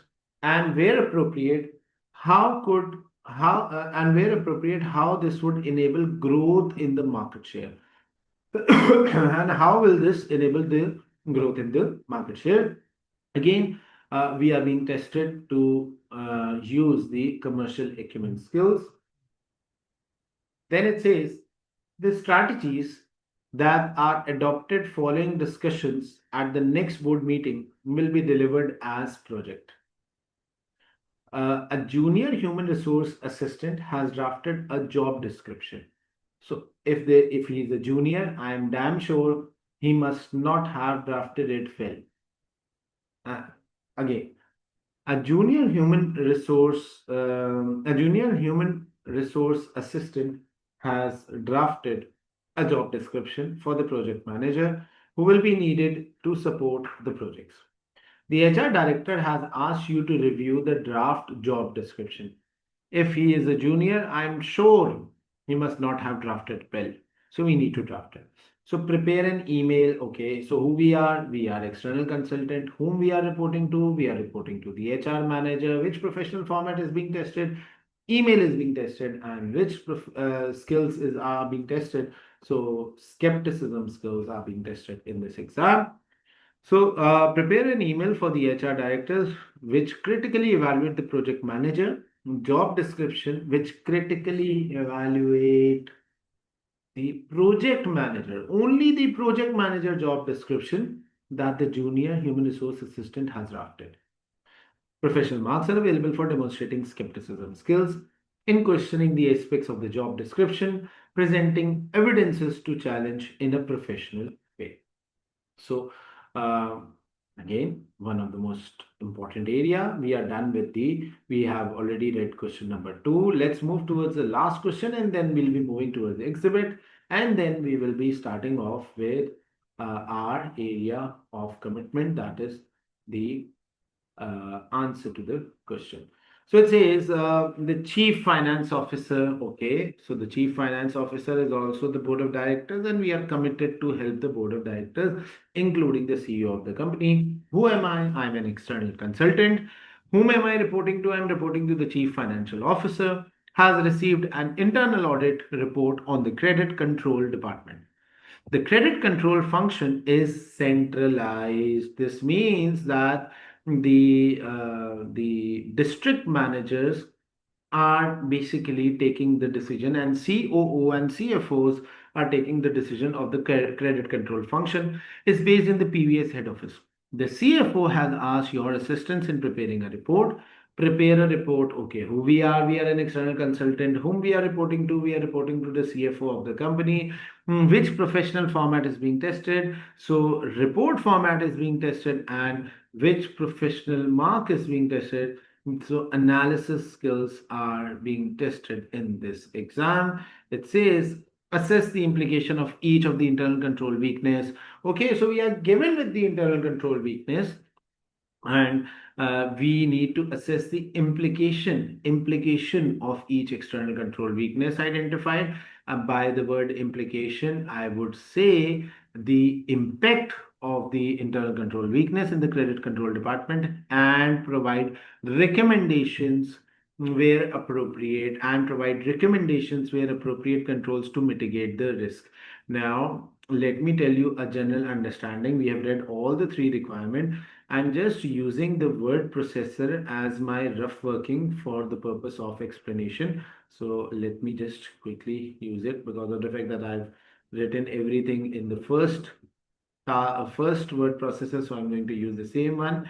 In the task number 3, where they have asked us to identify the internal control weakness and its recommendation. Now, general rule is general rule is that as per the examiner's objective, up to 2 marks are available for a well developed point. Up to 2 marks are available for a well developed point with an exception. If it's a risk or control weakness question, and if it's a risk and control weakness question and the examiner asks identify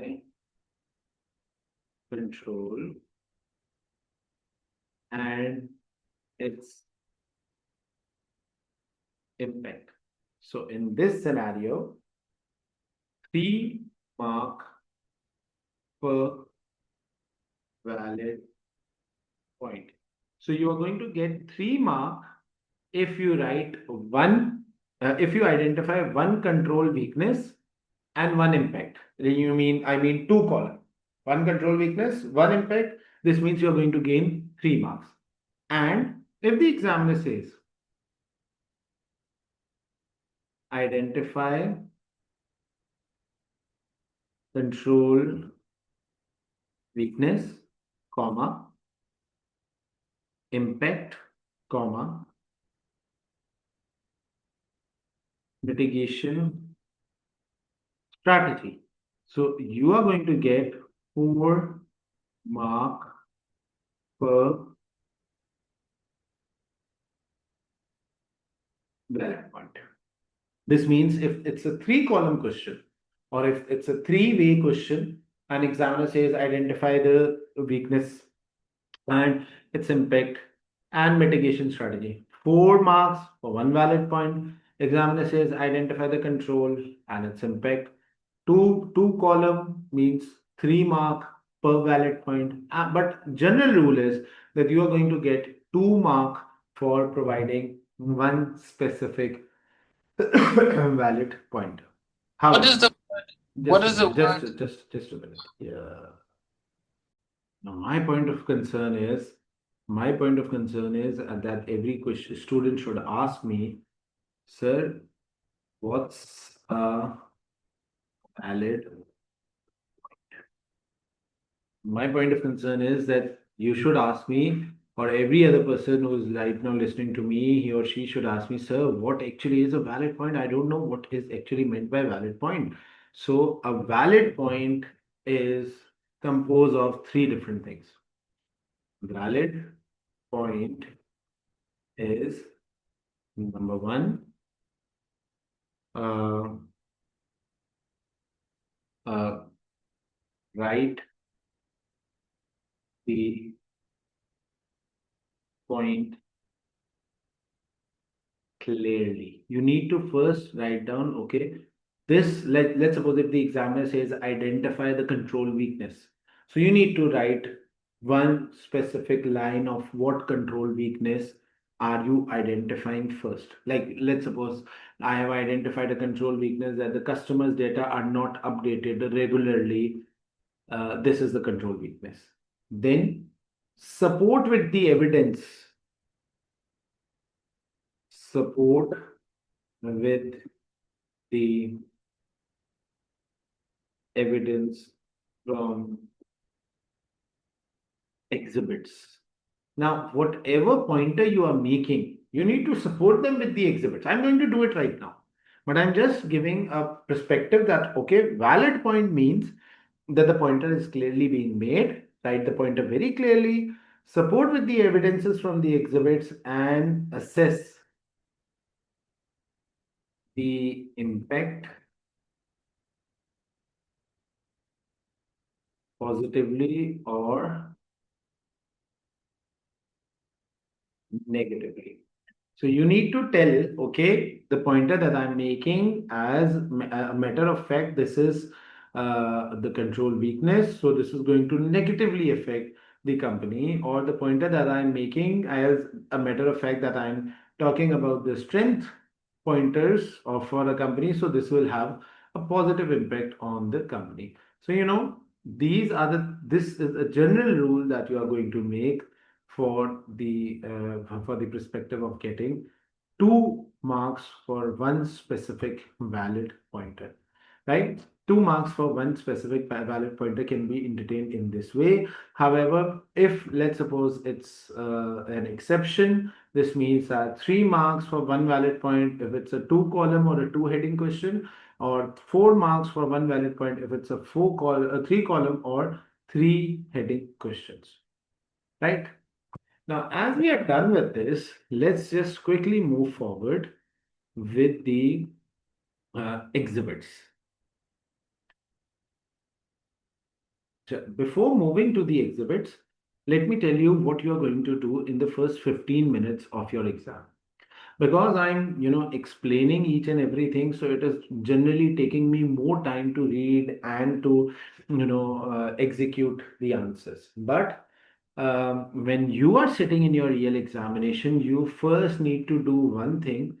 Go on to the word processor slide. Firstly, move towards question number 1 and copy the requirement of question number 1A along with the skills. Copy the requirement of question number 1A along with the skill, close it and paste it on your task 1 area. So as it says, this is your task 1 area. So just paste it over here so that once you are solving it, as you're solving it, you are going to get, okay, this is something that I need to do, and this is something that I need to make sure. Right? So you just need to paste the entire stuff in front of you. I'm reading the question once again so that I have a clarity. In the first 15 minutes, first copy paste all the three requirements in all the three word processors. Like for example, I've done it over here. This is my first word processor. I have copy pasted the requirement of first word processor. Then I'm moving towards the second requirement. I'm just doing it for two questions at least. This is the task requirement of the second one. So I'm just copying the task requirement and keeping it in my word processor for this second question, so that once I start doing this question, I will be in a position to read the requirement there and then. The marks are not going to be deducted, but it's a safe play that once you are ending the answer or you are ending the question or last 2 3 seconds 5 seconds, just remove this requirements, right? Second thing is, once you have read requirement number 1, requirement number 2, requirement number 3, so in the first 15 minutes, go on and start reading with the exhibits. So basically, this is your planning and reflective, reading, planning, and reflective time. So in this time, what you're going to do is you're going to read task exhibit number one. So you are going to read it with all your heart and soul so that you remember some of the information, whatever you have read. So it says that the chief executive officer, so it's a board meeting transcript given to us. The chief executive officer, our market share has been falling. Okay, so this is something negative. You need to highlight some of the areas if you want. Uh, you can highlight it in accordance with the time. So I would like suggestions on how we can grow. Remember, the first requirement was if we should go on for a joint venture with the best for pets, or we should go on for any other amalgamation agreements. Business development director, my suggestion is for a joint venture with the best for pets to establish PVS clinics in some of their stores. It would be first collaboration of its kind in our industry. So business development director is right now of the view that we should go on for this. B4P is the largest Ireland two-pet store. An important point of concern for us, because we are going to, if we support the argument, we will say that, okay, because of the fact that B4P is the largest one, so we should go on with stores outside town centers in the north and east of Ireland. Although its low cost strategy means it provides only a basic level of customer services. Growth in customer number is exceeding the growth in the pet ownership. B4P customers are attracted to its superstores by low price, the extensive car parking available, and good public transports link, allowing them to avoid the rising traffic congestion in the town centers. Remember, if we are opening our clinics, if we are opening our clinics in the B4P, if we are opening or going for joint ventures with the B4P, our competitive edge, I'm just opening the pre-scene. If you remember, that our competitive edge was also our location, that includes car parking. So if B4P also have something, yeah. So they have car parking for those clients who prefer to drive and easy access to the public transportation. This was our service feature. So if this is our service feature, and same as the service feature for the B4P superstores as well. So this means that their service feature are going to give us an add-on advantage when we are going for a joint venture agreement. So it says with store town outside the town centers, however, their stores are outside the town centers in the north and east of the Ireland, although its low cost strategy means that it's providing only a basic level of customer service growth in customer number is exceeding the growth in the pet ownership. B4B customers are attracted to its superstores by low prices, the extensive car parking available, and good public transport. So we were also accessible because of public transport, and we were also providing car parking facilities. So they also have the same advantage. We also have the same advantage. So same advantage is going to give us a double advantage or a synergetic impact if we go for joint venture. Then it says to its superstores by low pricing, the extensive car parking available and good public transport links allowing them to avoid the rising traffic congestion in the town center. An increasing number of the customers are looking for the pet health advice, which B4P staff do not have the vet training to provide, which B4P staff do not have the vet training to provide. Although it's negative for B4P staff, but positive for us because this is something that we have in our service list. B4P is very result oriented organization, and we are also very result oriented organization. So good for us because similar capabilities or strategic advantages are going to help us in moving forward with the joint ventures. Focus on external success rather than internal satisfaction. Its organizational values are we prioritize pet, so we also prioritize pets. We dare to do things differently, so we also dare to do things differently, and we deliver results. So these are the three impacts that the B4P is basically giving. Just give me 1 minute. It's Azan. Just one. see. Okay, so now it says the chief medical officer is of the view that I have an alternative suggestion. I believe that we should invest in technology to provide growth.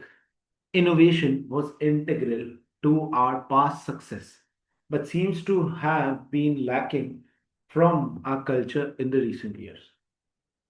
Human resource director. I think we should change our strategic direction from being profit focused to being more socially responsible. We would still achieve growth, but also benefit our stakeholder. For example, we could focus on staff, health, and well being, or support local animal charities. Okay, so he's of the view that we should move from profit focus to the focus on the CSR. Due to the rise in the pet numbers over the recent years, we could visit schools to educate children on how to look after their pets. These activities would have a positive impact on the way in which our brands is perceived, and it may help us to achieve the higher level SPP accreditation. So we only have the core SPP accreditations. We have only fulfilled the core SPP requirements, but there is a higher level of SPP requirements as well that we have not yet fulfilled. Now, moving forward with the Chief Operating Officer, our competitors continue to focus on profit. So, why should we change? Donating to charities will reduce our profits and, more importantly, our dividends rather than help us to grow. Chief Finance Officer, our priority should be to ensure that our internal processes are effective so that they can support growth. I have received a worrying internal audit report about the credit control department. This department manages our healthcare plan, which enables the client to defer the cost of their pet treatment. This helps us to retain the client. I will be investigating the issues raised and will update you at the next board meeting. Chairperson, colleagues, we are now out of time. Please present your growth strategy ideas in detail at the next board meeting. So, this is exhibit number one. Now, in the first 15 minutes, I'm about to read the exhibits and the requirement. So, I've already done with the requirement. I'm moving towards the exhibit number two. So, exhibit number two is an article from the Pet Vet. The Pet Vet, the leading journal from the pet vet industry. Strategies to help your organization survive in an increasingly competitive market by TD Business Editor, April 20x4. Investing in technology or demonstrating corporate social responsibilities are the two strategies which could provide competitive edge. So he is going to talk about how investing in technology and the other strategy, that is the CSR, will help us. Technology. So there are three areas in which technology is impacting our industry. So I remember there was a question in which he asked us that evaluate these three areas and identify how we can benefit from these three areas. So impact on vet medicine, smart collars, harnesses worn by pets capture vital stats. Like it's like a smartwatch. If we are wearing that smartwatch, so this smartwatch will be able to let's suppose calculate our heartbeat, blood pressure, pulse rate, any other related stuff, and this will help us, in identifying or giving us early warnings of any medical issue in our body. So vital stats such as heart rates so help to keep the track of the pet's health on a continuous basis.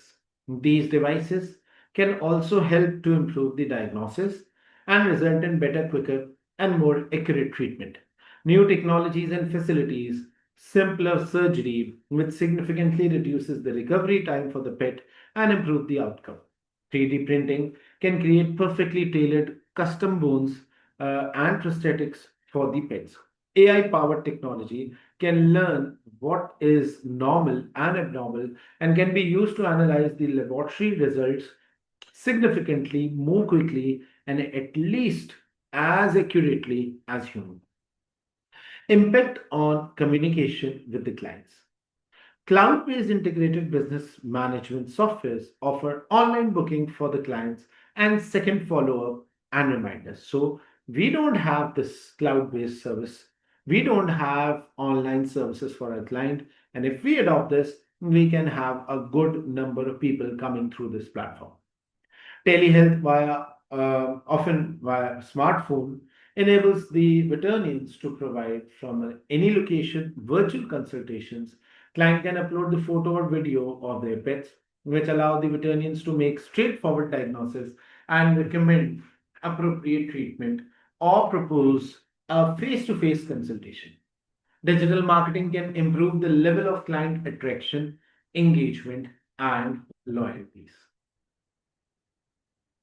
Third one is impact on the clinic management. Newer business management software also schedules consultations, show patients' records, and capture and store diagnostic images. So he's talking about the softwares. It allows the veterinarians to access and analyze data on site and off site and give them direct access to the test results from laboratories.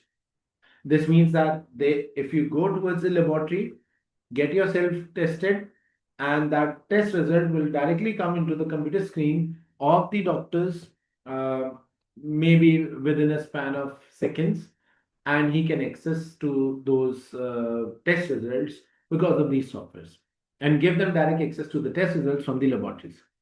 It can also order and track retail and medicine inventory, invoice clients, and measure and monitor the clinic efficiency and profit. So these softwares are helping a lot. But what about the CSR? Let's suppose if I don't go towards the innovation, if I don't go towards the technological development, if I don't go towards communication with the client, and if I take my entire image of being only profitable to being socially responsible as well, so will it help me? Let's see. CSR, there's a growing public interest on how business treat their staff, how they interact with society, and their environmental impact. Recent research shows that 70% of the consumers in the island want to know the brand they are supporting address social and environmental issues. According to the same research, employees look for and are more engaged and perform better for socially responsible businesses. Implementing CSR can cut staff turnover by 35% and increase the productivity by 13%. While there are costs associated with the CSR and consumers are becoming more aware of the greenwashing, CSR has been shown to create significant values and benefit the bottom line.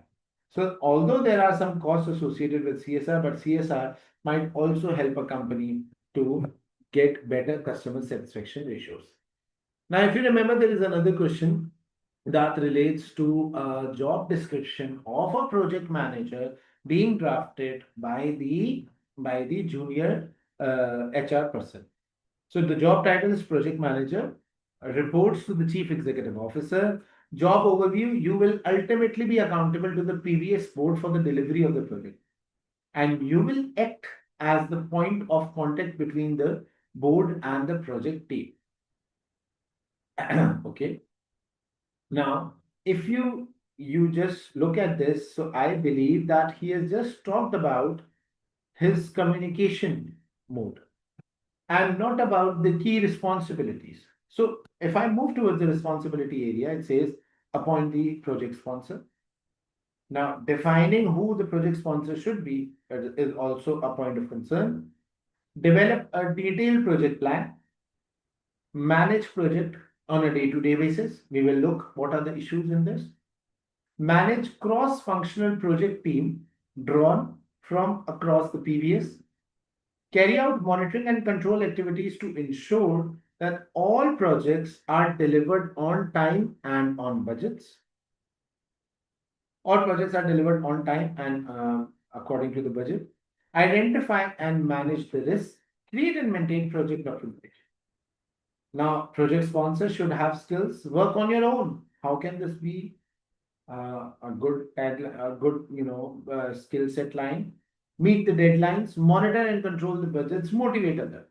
Ideally, you will have 10 years experience in the pet vet industry, 5 years of project management experience. You will be expected to work unpaid overtime. Okay, so this is something which is very wrong. Why unpaid? You are a manager who will work unpaid, including in the evenings and weekends. Mothers with young children should therefore not apply. So this is again gender discrimination as well. We offer, or there's a biased element being shown. We offer a competitive salary and benefit package. We offer a competitive salary, but there is no package or salary being identified. We particularly welcome applicants from candidates who have held similar roles at our competitor. This means that you would want to get something out of the competitors. You are no actually not hiring a project manager, but you want to hire someone who would give us insights about the competitors and who are able to share details about the competitors' advantages to our rivals. So this means that this is a wrongly stated problem. Now, if you remember, there was a question that says that the internal controls are not working effectively, and we need to make a presentation slide that looks after the internal controls, its impact, and the mitigation actions. So internal audit report. Let's look at the internal audit report. It says the report was requested following client complaints about the communication received from the credit control department staff during the period of January to April 2084. Objective: the credit control department is responsible for administering the previous health plan. The purpose of the review was to assess the effectiveness of the controls within the credit control department. The credit control department should ensure the balance between receiving the client payment in a timely manner and keeping the client satisfied. Now, the main findings are basically the issues. The documented credit control procedures have not been updated for 5 years. So they have not yet been updated for 5 years. And there is no formal timetable for invoicing, sending reminders for the amount dues, chasing unpaid amount, passing overdue debt onto outside agencies for collection or taking legal action. So there is no follow-up strategy. There is no strategy in which we say that, okay, this department is working effectively. So, no follow-up strategy, and this credit control procedures are not updated since last 5 years. These steps are taken on irregular basis following ad hoc reviews by the credit control department manager. Client details held on the previous servers, including sensitive financial information, are not protected. So, huge risk that the client details are exposed to the risk. All staff can access the information once they have logged into the previous system. Anyone can have access on the client information. Staff turnover in the credit control department is very high. So this means that because of the fact that the staff is changing, so obviously the recoverability of this department is not good because the old staff may have missed out some information to the new staff, or they may be reluctant to give information to the new staff.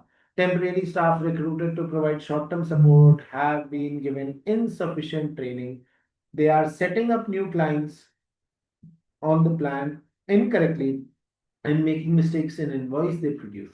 Permanent staff are having to deal with the angry clients, rectify the mistakes made, and work extra hours to clear the ongoing backlog of the work. Our plan provides vaccinations and routine treatment on a monthly fee basis and enable the client to defer the cost of expensive treatment. To join the plan, client complete a form with their personal and bank details and immediately become the member. They are not provided with any plan documentation. They are not provided with any plan documentation. How will we identify that the plan is for how much years or how much time period, and what are the benefits of having this plan? What are they getting in this plan? Some of the terms of the plan amended earlier this year to improve the previous cash flows and for member joining after 1st of March 20x4. payment for expensive treatment and procedures can only be deferred up to 1 month rather than 3 months in the previous case. But clinic reception staff continue inform clients signing up the plan that payment can be deferred for 3 months as changes have not yet been communicated to the reception staff. So this means that there's a huge issue in the communication between the staff members and other people in the company. Plan members who have not kept up their monthly direct debit payment and or have not paid invoices for the payment deadline continues to be offered for the deferred payment for further invoices by the reception staff. So your staff is not at all trained. Audit opinion. Our opinion, the controls within the credit control departments are not effective at all. So these are the audit opinion. Okay, so I made the briefing note format. So we are doing question number one. We are just writing down the pointers for question number one, and then at the end of the session, I'm going to show the full-fledged answer. So this is for the attention of FAO means for the attention of the business development manager. Sorry, it's FOA. FAO, I've written FOA. So for the attention of and from external consultant. Now, I'm going to give a brief description of what we are writing. Like, for example, these briefing notes are prepared to assist the business development directors to develop a detailed understanding of the impact of the proposed joint venture between the PVS and Best for Pets. The expected the expected these notes will take decision making process more better for PVS, right? Now, we are going to talk about firstly in the first para. First, we will have first para will have introduction as to what PVS is, and we will define joint venture. So, define joint venture. Joint venture is with B for P.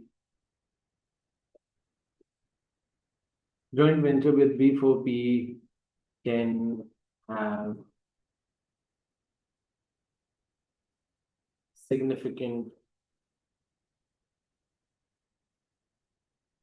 implications on the competitive that our company is containing since its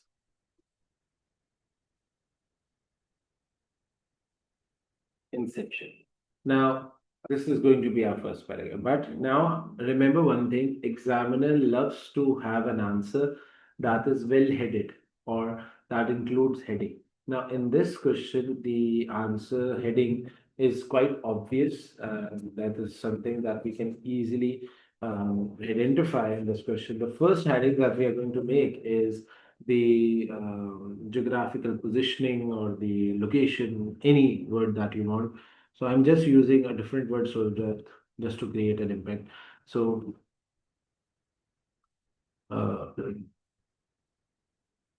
geographical positioning. So I'm using this as a header, and remember the question is of how many marks? So the question is of 14 marks. So this means that we need to have at least 7 points, right? At least 7 valid points. Maybe 2 in geographical positioning, maybe 3 in geographical positioning, 2 in service quality, 2 in innovation, whatever is suitable for you. Now, in geographical positioning, it says if I'm going to make a pointer, the the B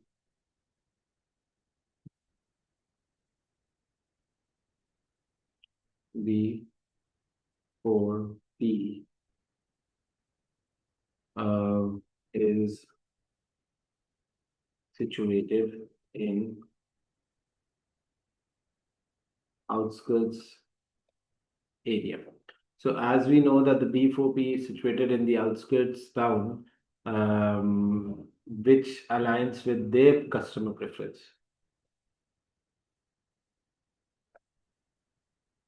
with their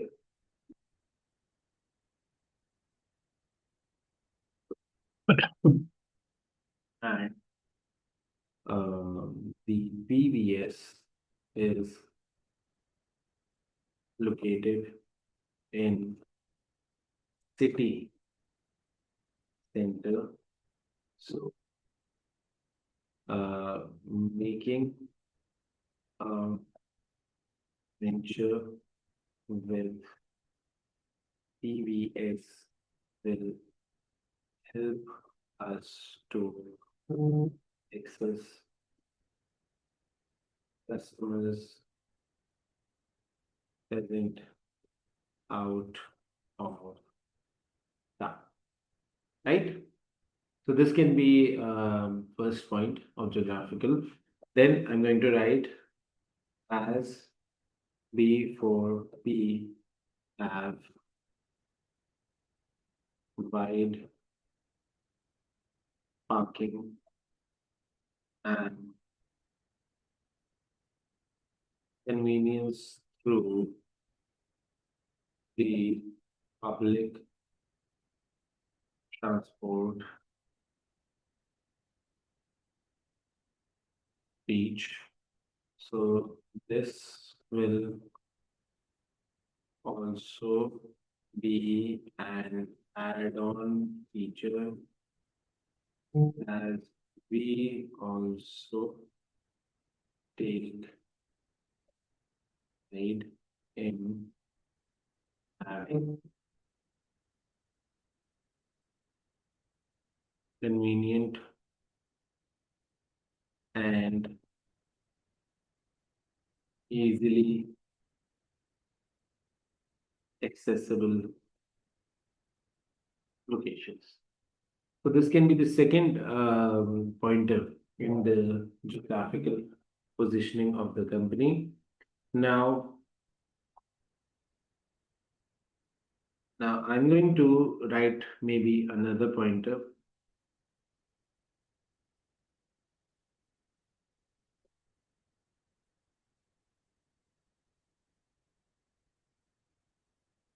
Okay. The collaboration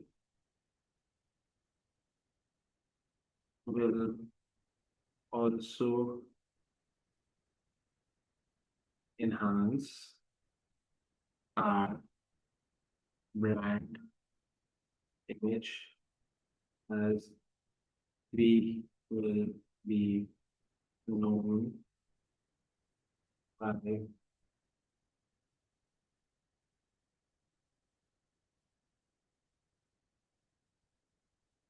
graphically untapped market as well. So I believe that these are the three pointers that I would like to write in this. Acha, when you are writing this, you can also give one specific statement, that is, however, you can also give a contrary statement if you want. The relocation of services out of town. However, the relocation of services out of town superstores,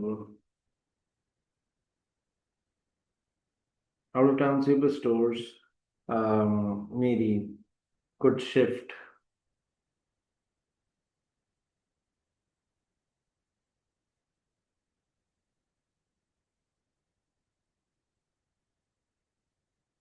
could shift the customer's perception as well.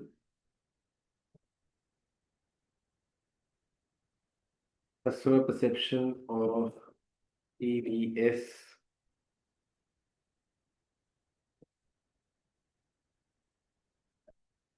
potentially leading to a mismatch, potentially leading to a mismatch between being brand. Now, this is a beautiful line. Brand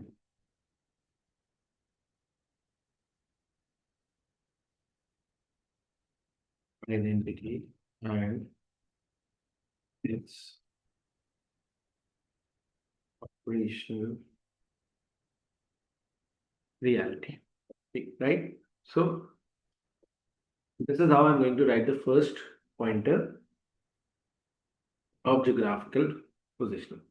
Now, if I move towards the second one, it says the second one should be quality of service.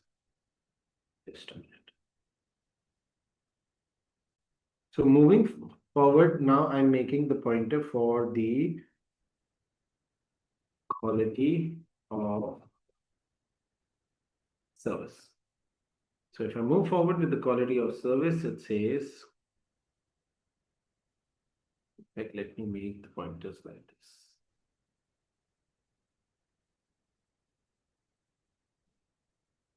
Okay. uh, PVS has built its brand image on high quality service for which he is charging bit premium price.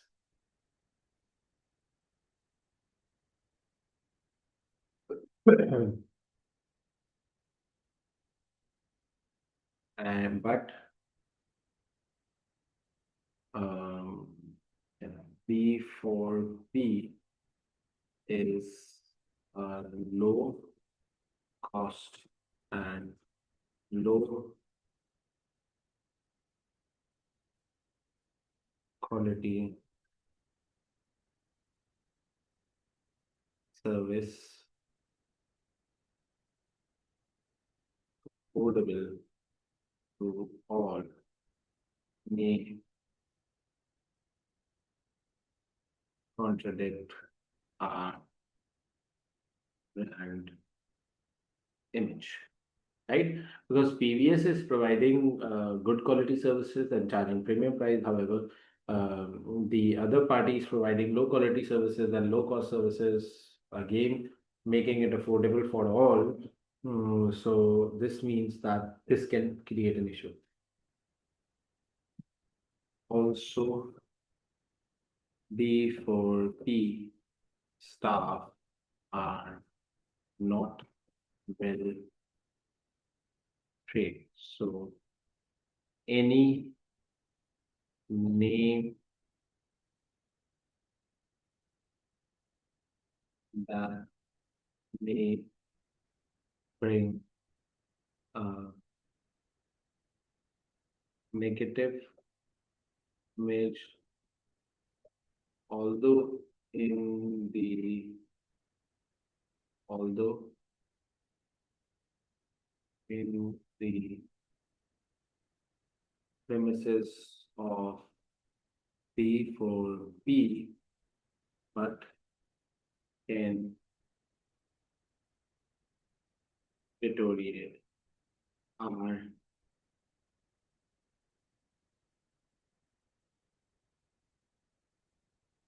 brand as well,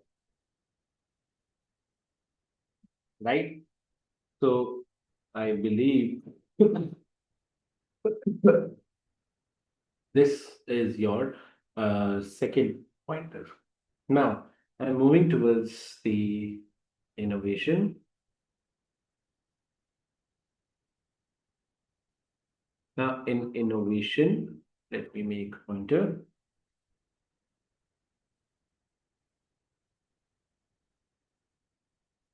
PVS is known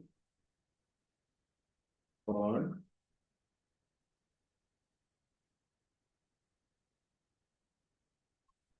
pioneer in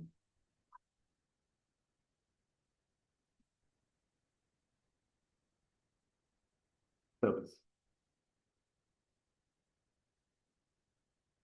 There is no indication that B4P offers such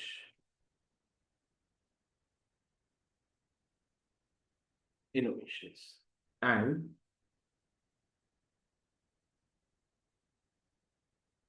the collaboration will also limit our specs of investment in innovative technology. Right? So this is how we are going to write the area, and we need to give further details on this specific area. Now, at the end of the day, when we are done with all the three different headings, so now what you're going to do, you're going to give recommendations, right? You're going to give recommendation if you should go for joint venture or franchise solution. Acha, one more thing. Because of the fact that the entire question is of 14 marks, so you're not going to write 7 points in all three headings. Because the question is not only related to the three headings, but they also say that you have to give us recommendation for the joint venture and franchise, and you also have to give a conclusion as to evaluation. So I'm going to give you the complete area of solution for this once we are done with this, right? So this is how you're going to initiate the first question. Is there any question or should I move forward? Okay, so the next part of the question says that you have to make two presentation slides with accompanying notes for, for the board. Just a minute. Okay, so we have to make two presentation slides.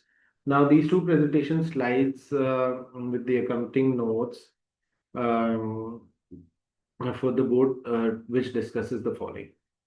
So the two presentation slides says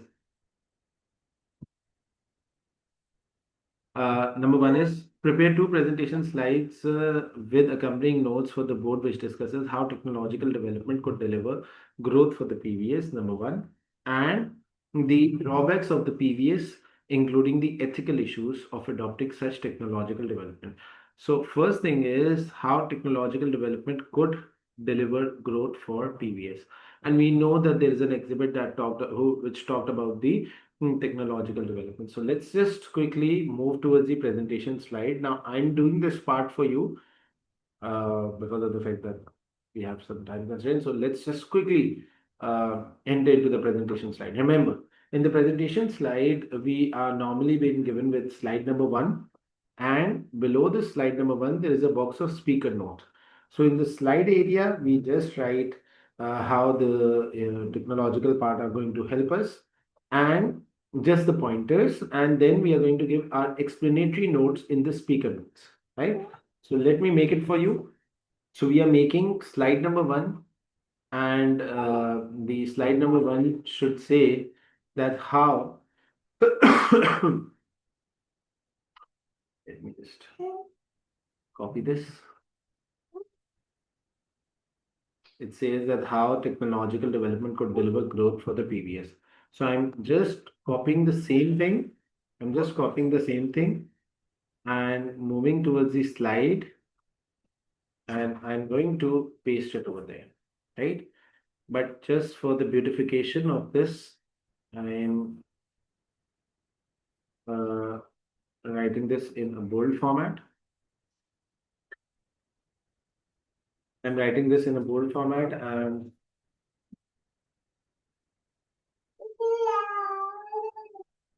so what we need to do is, if you just quickly see, the marks are 16 plus 4, 20. 16 plus 4, 20. So this means we need to write 10 valid points, right? So I'm moving towards the slides, and we need to write at least 10 valid points. So how do we write 10 valid points? I'm going to select the pointer format and the pointer format. I'm going to write the 10 valid point. For example, how technological development could deliver growth for PBS.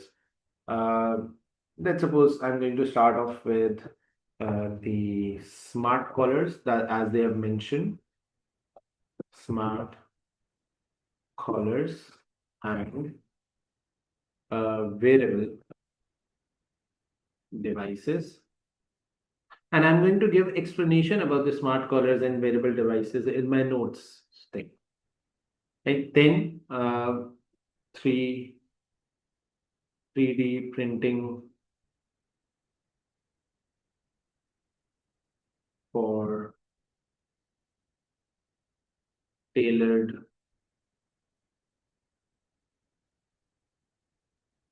solution.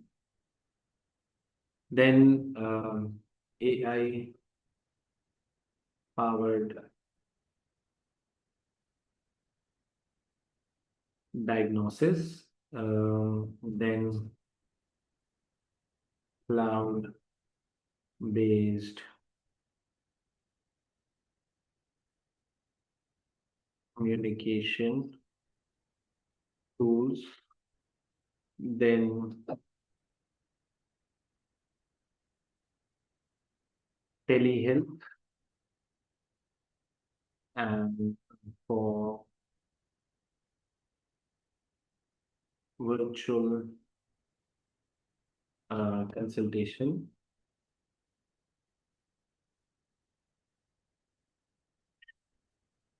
Then we can have mm, advanced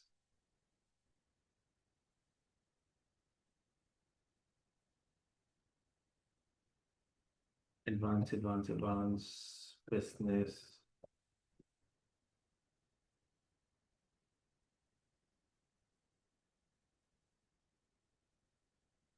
software, and then digital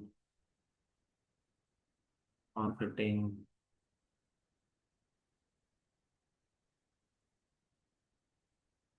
Okay, so we don't need to write all of them. We don't need to write all of them. Remember, we need to write just five of them. So if you want, you can have this one, two, three, four, five. I've written two extra because I have time, lots and lots of time, so I'm just writing two extra. Now, how are you going to explain them? I'll show you the complete full-fledged answer of mine as well. But for the time being, let's suppose I'm just reading it in front of you so that you can get to know how am I going to explain them. So smart collars and wearable devices. Wearable technologies such as smart collars and harness can significantly enhance the veterinarian care by tracking vital stats like heart rate, overall activity level in pet. This device provides continuous monitoring, enable earlier diagnosis for treatment for PVS. This could lead to better health outcome and stronger client trust, ultimately driving growth through improved service offering. So this could have been the answer to the notes section of the slide number one. You just need to write five different pointers, and at the end of the day, you need to explain each pointer, maybe five, four of them, so that you can get 2 marks for one valid pointer. Now, the second slide is of drawbacks of PVS, including ethical issues of adopting such technological development. So, the first drawback is high implementation.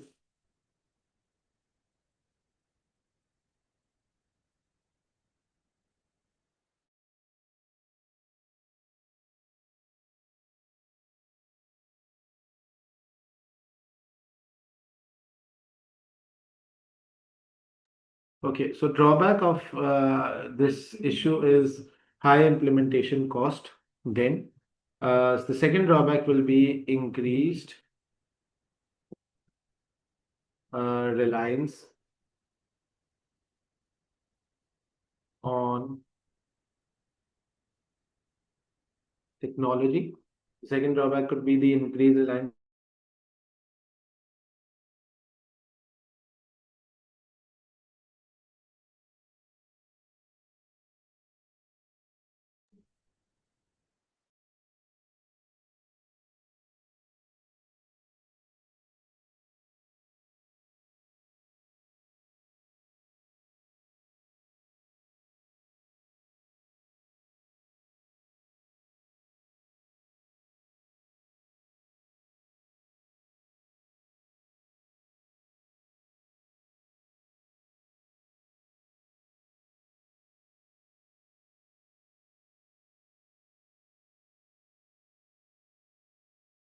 Okay, sorry.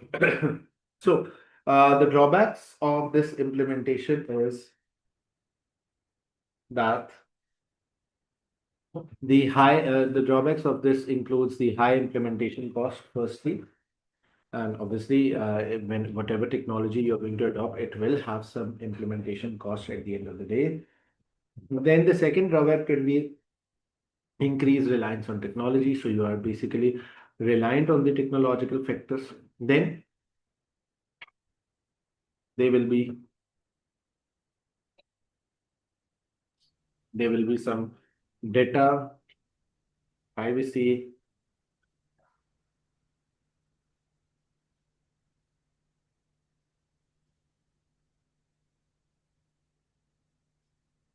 concerns.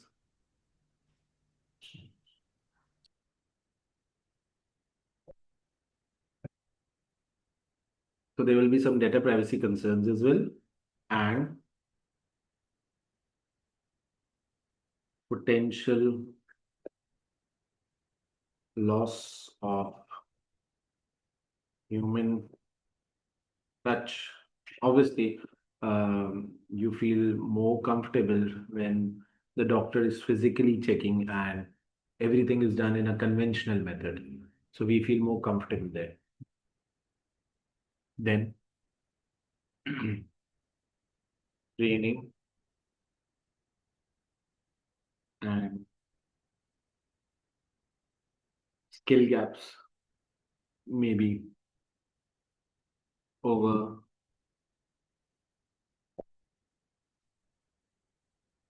commercialization of pet care, uh, ethical concerns over AI agnostic risk of excluding traditional plans. Right. So this is not a hard and fast rule that you're going to include only these specific pointers. There can be other drawbacks as well. But these are the important drawbacks that I have written in front of you. Let me just quickly read the note part of one of the drawbacks so that we can have an idea as what the drawbacks are and how do we explain them. So the first drawback that we appreciated was the high implementation cost. So if I would explain it, I would explain it in a way by stating that investing in the new technologies such as AI diagnostics, wearable devices, and advanced business management software can be expensive. PVS may face significant initial cost for purchasing equipment, upgrading the system, and training the staff. This could impact short-term financial performance, and the return on investment, that is ROI, may take time to realize, stating, straining the resources that are available to us. So, this is how you're going to explain them. Again, you don't need to explain all seven, eight of them. You just need to explain five so that you can get ample amount of marks. Now, let's move towards the question number two. Now, the question number two says, we are done with the question number one. Now, the question number two says that, in fact, we have already copied it. This is the benefit of copying the question. So it says at the last meeting, the human resource director proposed that PVS strategic direction should move from profit focus to being socially responsible. He believed that the corporate social responsibility strategy would achieve growth to the positive impact it would have on PVS key stakeholder. He has asked for your help in preparing for the next board meeting and has directed you to the CSR section of the PVS journal. So there's the CSR section given to us, and he says prepare a briefing note for the HR director which assesses how corporate social responsibility strategy, important point, could impact on the PVS or on each of the PVS key stakeholders, and where appropriate, how this would enable the market share growth. So how am I going to get market share growth? And again, remember, you are getting marks for commercial acumen skill. Now, by commercial acumen skill, I mean that you have to be commercially viable, not only financially viable, not only non-financially viable, but you have to be commercially viable. So this is how we are going to be commercially viable. The question is that how the corporate social responsibility could have an impact on each, yeah, I'm coming to the question, on each of the previous key stakeholder, and where appropriate, how this could enable the growth. So will the corporate social so I'm moving towards task number two, and in the task number two, I'm going to write a briefing paper. So the briefing note starts with the for the attention of the human resource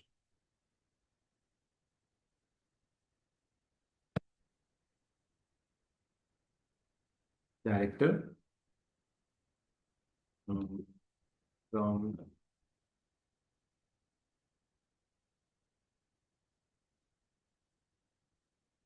external consultant.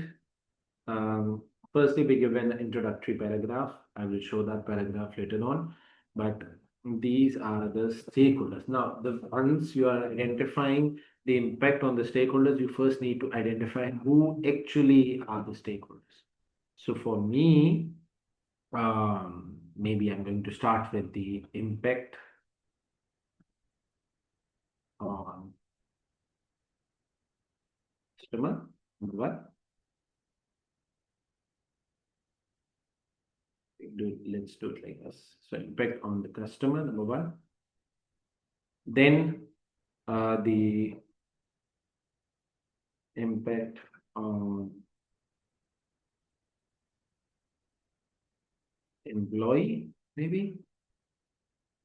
Then I'm going to say the impact on investors, the impact on suppliers, then the impact on community, sorry, the impact on communities. Then I'm going to move forward with by saying maybe the impact on the environment.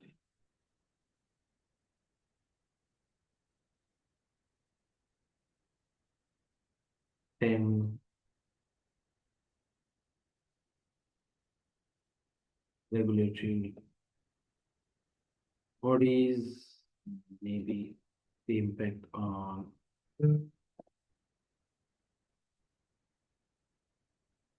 visitors, you know. So these are the areas stakeholders that who are going to be impacted. Let's just quickly move from the customers. So I believe that 70% of the customers in Ireland brand address social and environmental issues. So customers, if we tell them regarding the CSR strategies, they will feel more satisfied with the amount of knowledge that they are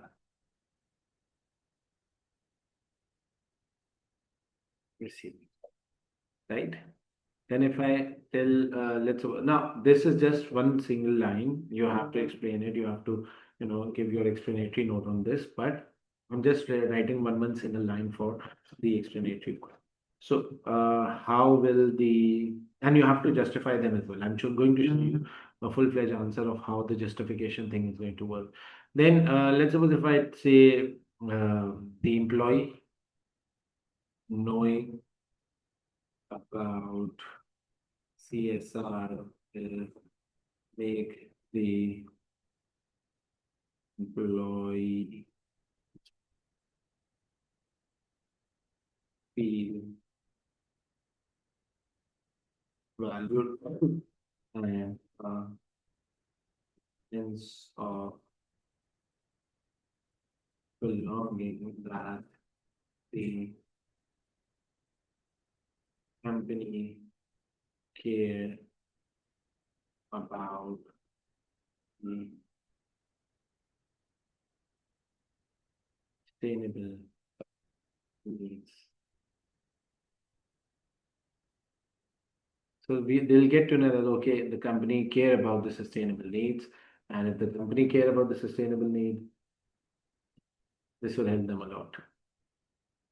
Okay, so now impact on the investors. So if the investors are going to get some information regarding the CSR activity, so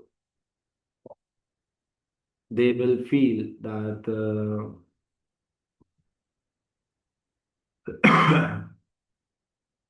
all socially conscious customers will be more keen to invest. So all socially conscious customers are going to be more happy to invest. Uh, all ethical, ethically sourcing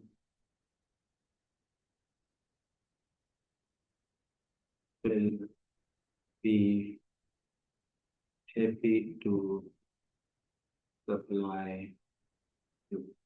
All ethically sourcing suppliers are going to be more happy to supply. Community at large will take this perspective as a welcomed one, as you are providing them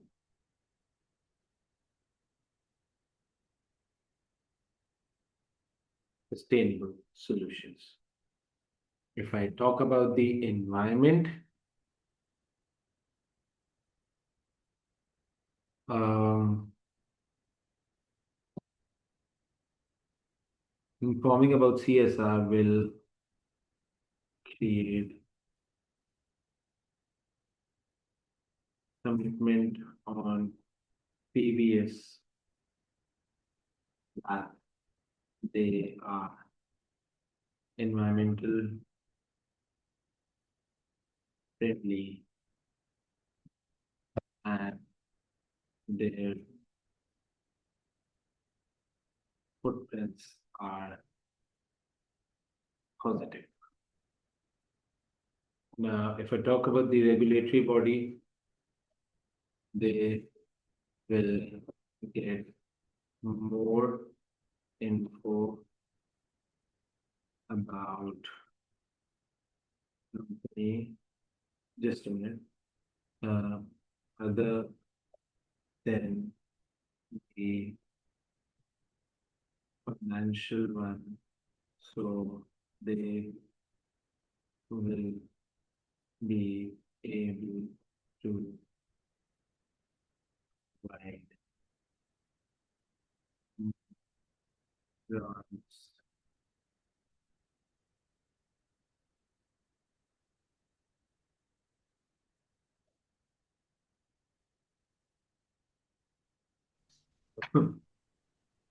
So impact for the custom competitors. So the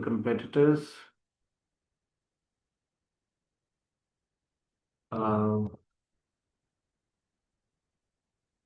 competitors will also gain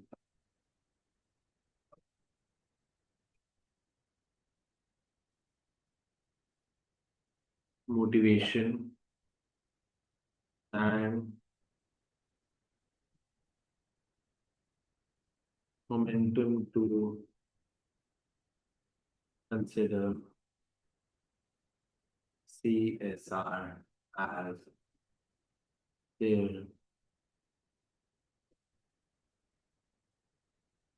well, right? So this is what you're going to write in the impact of the CSR. Once you have written on the impact of the CSR, then you have to make a small heading because there was a question after and. Let me just read that question once again.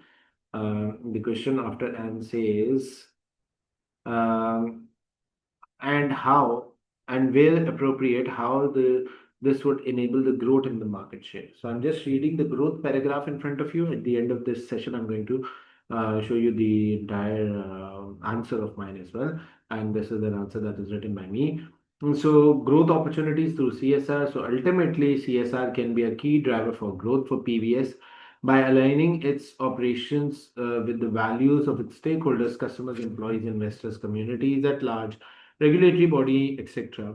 PVS can build trust, enhance its brand reputation, and attracts new clients and partners. Furthermore, CSR may open up new revenue streams such as partnership with eco-friendly products, links or grants for sustainability initiatives. The long-term financial benefit of the CSR are also evident through the improved customer satisfaction, employee productivity, and reduce regulatory risk, contributing to a sustainable growth in the market share. So a beautifully written answer will help you to, not only clear this exam, but also to get a 100% pass in this exam. Now I'm moving towards the second part of the question. I hope so that I have done justified this question quite well. It says that the strategies that are adopted following discussion at the next board meeting will be delivered as project.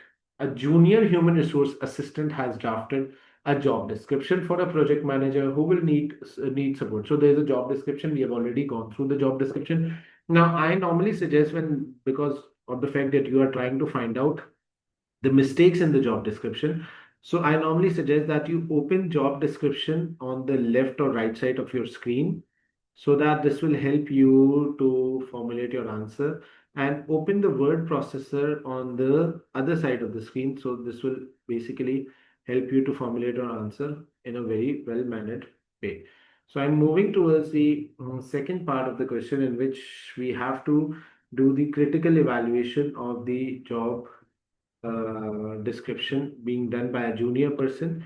And what we need to do, we need to write an email. So in email, we normally write to, and obviously we are writing to the HRD. I'm just using the short form. This is from the external consultant, and we'll write the date, and then we'll write subject. So the subject line should be the critical evaluation of the job project manager job description. We'll start like this. Dear Human Resource Director, I hope this email finds you well. I'm evaluating the job description being made by the project by the junior person at your in your office, and this is the job description regarding the project manager. So you'll write the introduction. So I'm just writing intro para. After the intro para, just after the intro to paragraph, now I'm going to write some of the headings. Okay, I'm going to write headings explaining what is going wrong in this, what is going wrong in this area, right? So, what is going wrong? So, the first heading that I believe is that the language is quite discriminatory. So, I'm writing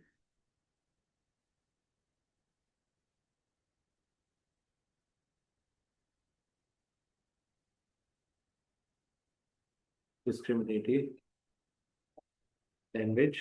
Let me make this as a heading pointer. So, this is the pointer I'm going to explain now. Mm, discriminatory language and then unpaid overtime requirement and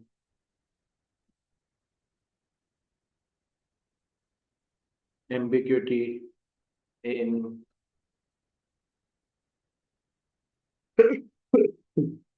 experience requirement and uh, inconsistent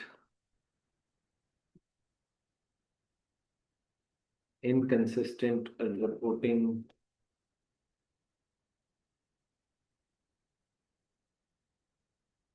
structure and lack of clear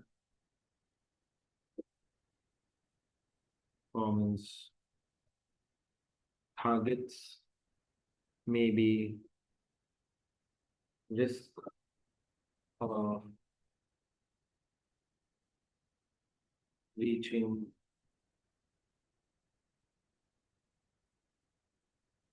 credentiality and lack of diversity consideration. There's no diversity consideration at all. So these are the pointers that I'm going to make. For example, in lack of in the discriminatory language, we'll say that the job description basically is about a managerial role.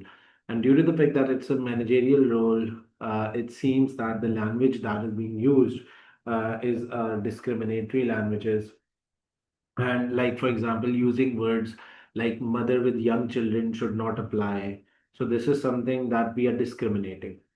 Then it says that unpaid overtime. So because of the fact that you are, it's a law in UK and in all developed economies that if someone is doing overtime, then you have to give them the ample amount of money. In fact, you have to give them bonus plus the normal rate. Yes. So you have to give them an extra time. Just sorry, but okay. After the unpaid overtime requirement, then we can move forward with the ambiguity in the experience requirement. So they have not mentioned, for example, over here, they have not mentioned that how much years of experience do we need and what should be the specific guidelines of the experiences. Then inconsistent reporting structure, they have not mentioned that the project manager is going to report to project heads or who will be the people under the project managers as well.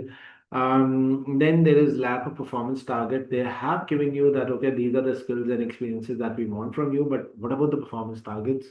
Lack of breaching the confidentiality. Like again, they have stated in their lines that the person should be working in the competitor's company, and if he will be working in a competitor company, so that will help us because we will get to know the rival information. This is also something which is wrong, and we should not consider this. Then, lack of diversity considerations, again, stating that people who have young children or people who have mothers with children should not apply. So, this means that there is lack of diversity consideration. Again, you need to make sure that whatever the marks are, you are going to write according to the marks. It is not necessary that you are writing the answer with all these headings as because of the fact that there are 14 plus 4 marks, so you just need to write for 18 marks question only, which means 8 to 9 pointers. That's it. I Right? thought it's 7 marks, Just 7. Just 7 points. moving forward. Now I'm going towards my task number 3, and then we will be in a position to consolidate our learning for the day. The chief finance officer have basically received an audit report, and the credit control function is centralized. Now, this is something, this was a requirement that was a bit difficult for everyone. So, uh, I believe I have not yet copied this requirement. My first thing should have been that I should copy this requirement in the first 15 minutes of my reading time. So I'm again doing it, although this should have been done previously. So it says that the Chief Finance Officer has received an internal audit report on the credit control department. The credit control function is centralized and the department is based on the previous head office. The CFO has asked for your assistance in preparing the report.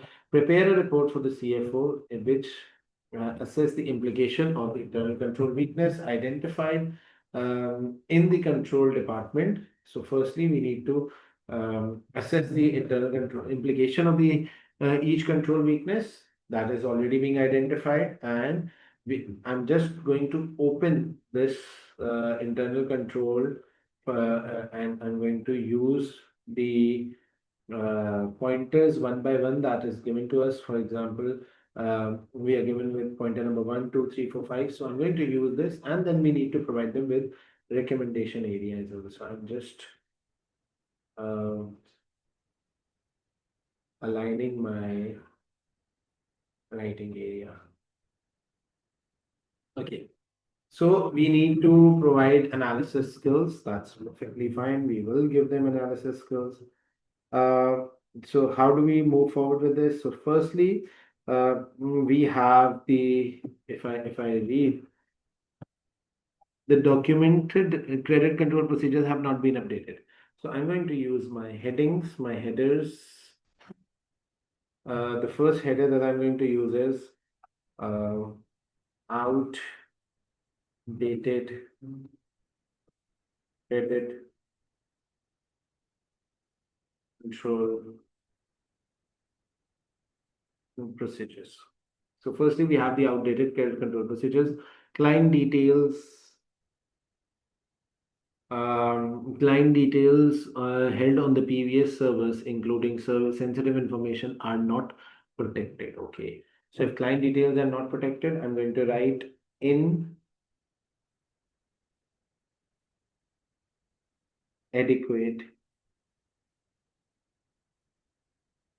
protection of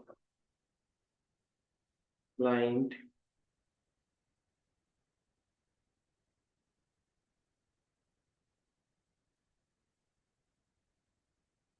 financial information. Then staff turnover in the credit control department is high. So I believe this is the easiest. High staff turnover. And the fourth one is our plan to provide vaccinations and routine treatment for a monthly fee enable. Now, this means that there was a lack of communication, maybe um, communication failure, communication failure regarding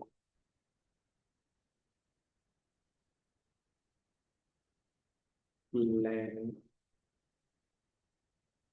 terms. Then plan members who have not yet kept up their monthly direct debit card, they are still being offered. So continuous deferred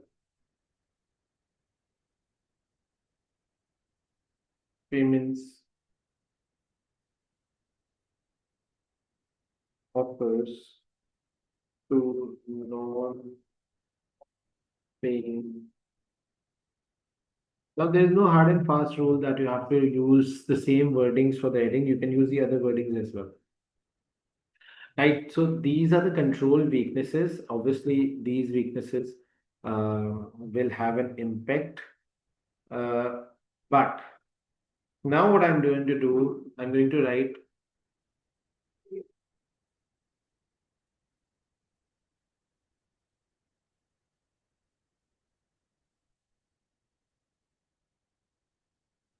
yeah, sure. So recommendation for the improved controls. Okay, sure. Uh, so now what could be the recommendation? Acha. Now what you are going to do, just opposite it, what the issue is. So if I'm going to write the recommendation, I'll write it in this manner. Outdated control policies. So I'm going to write establish and date credit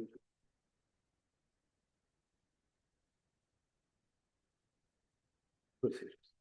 Second one is inadequate protection of the client financial data, enhance data and add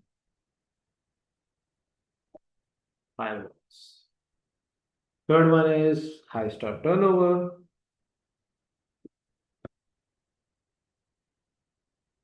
uh, comprehend, comprehensive and well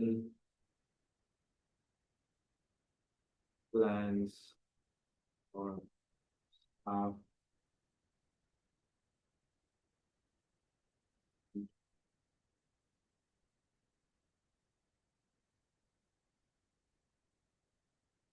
training. Now, communication failure regarding the plan terms. So uh, then I'm going to write improve communication and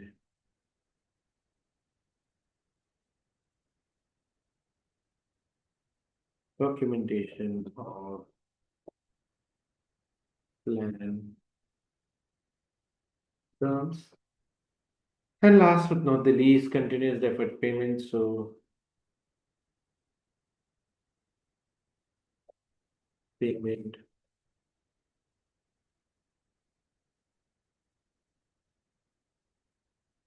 please ignore my spelling mistakes. And enforce uh, mechanism. Now, so include this. So, so let's keep our session till here today. If any one of you wants a full-fledged answer, you can just WhatsApp me.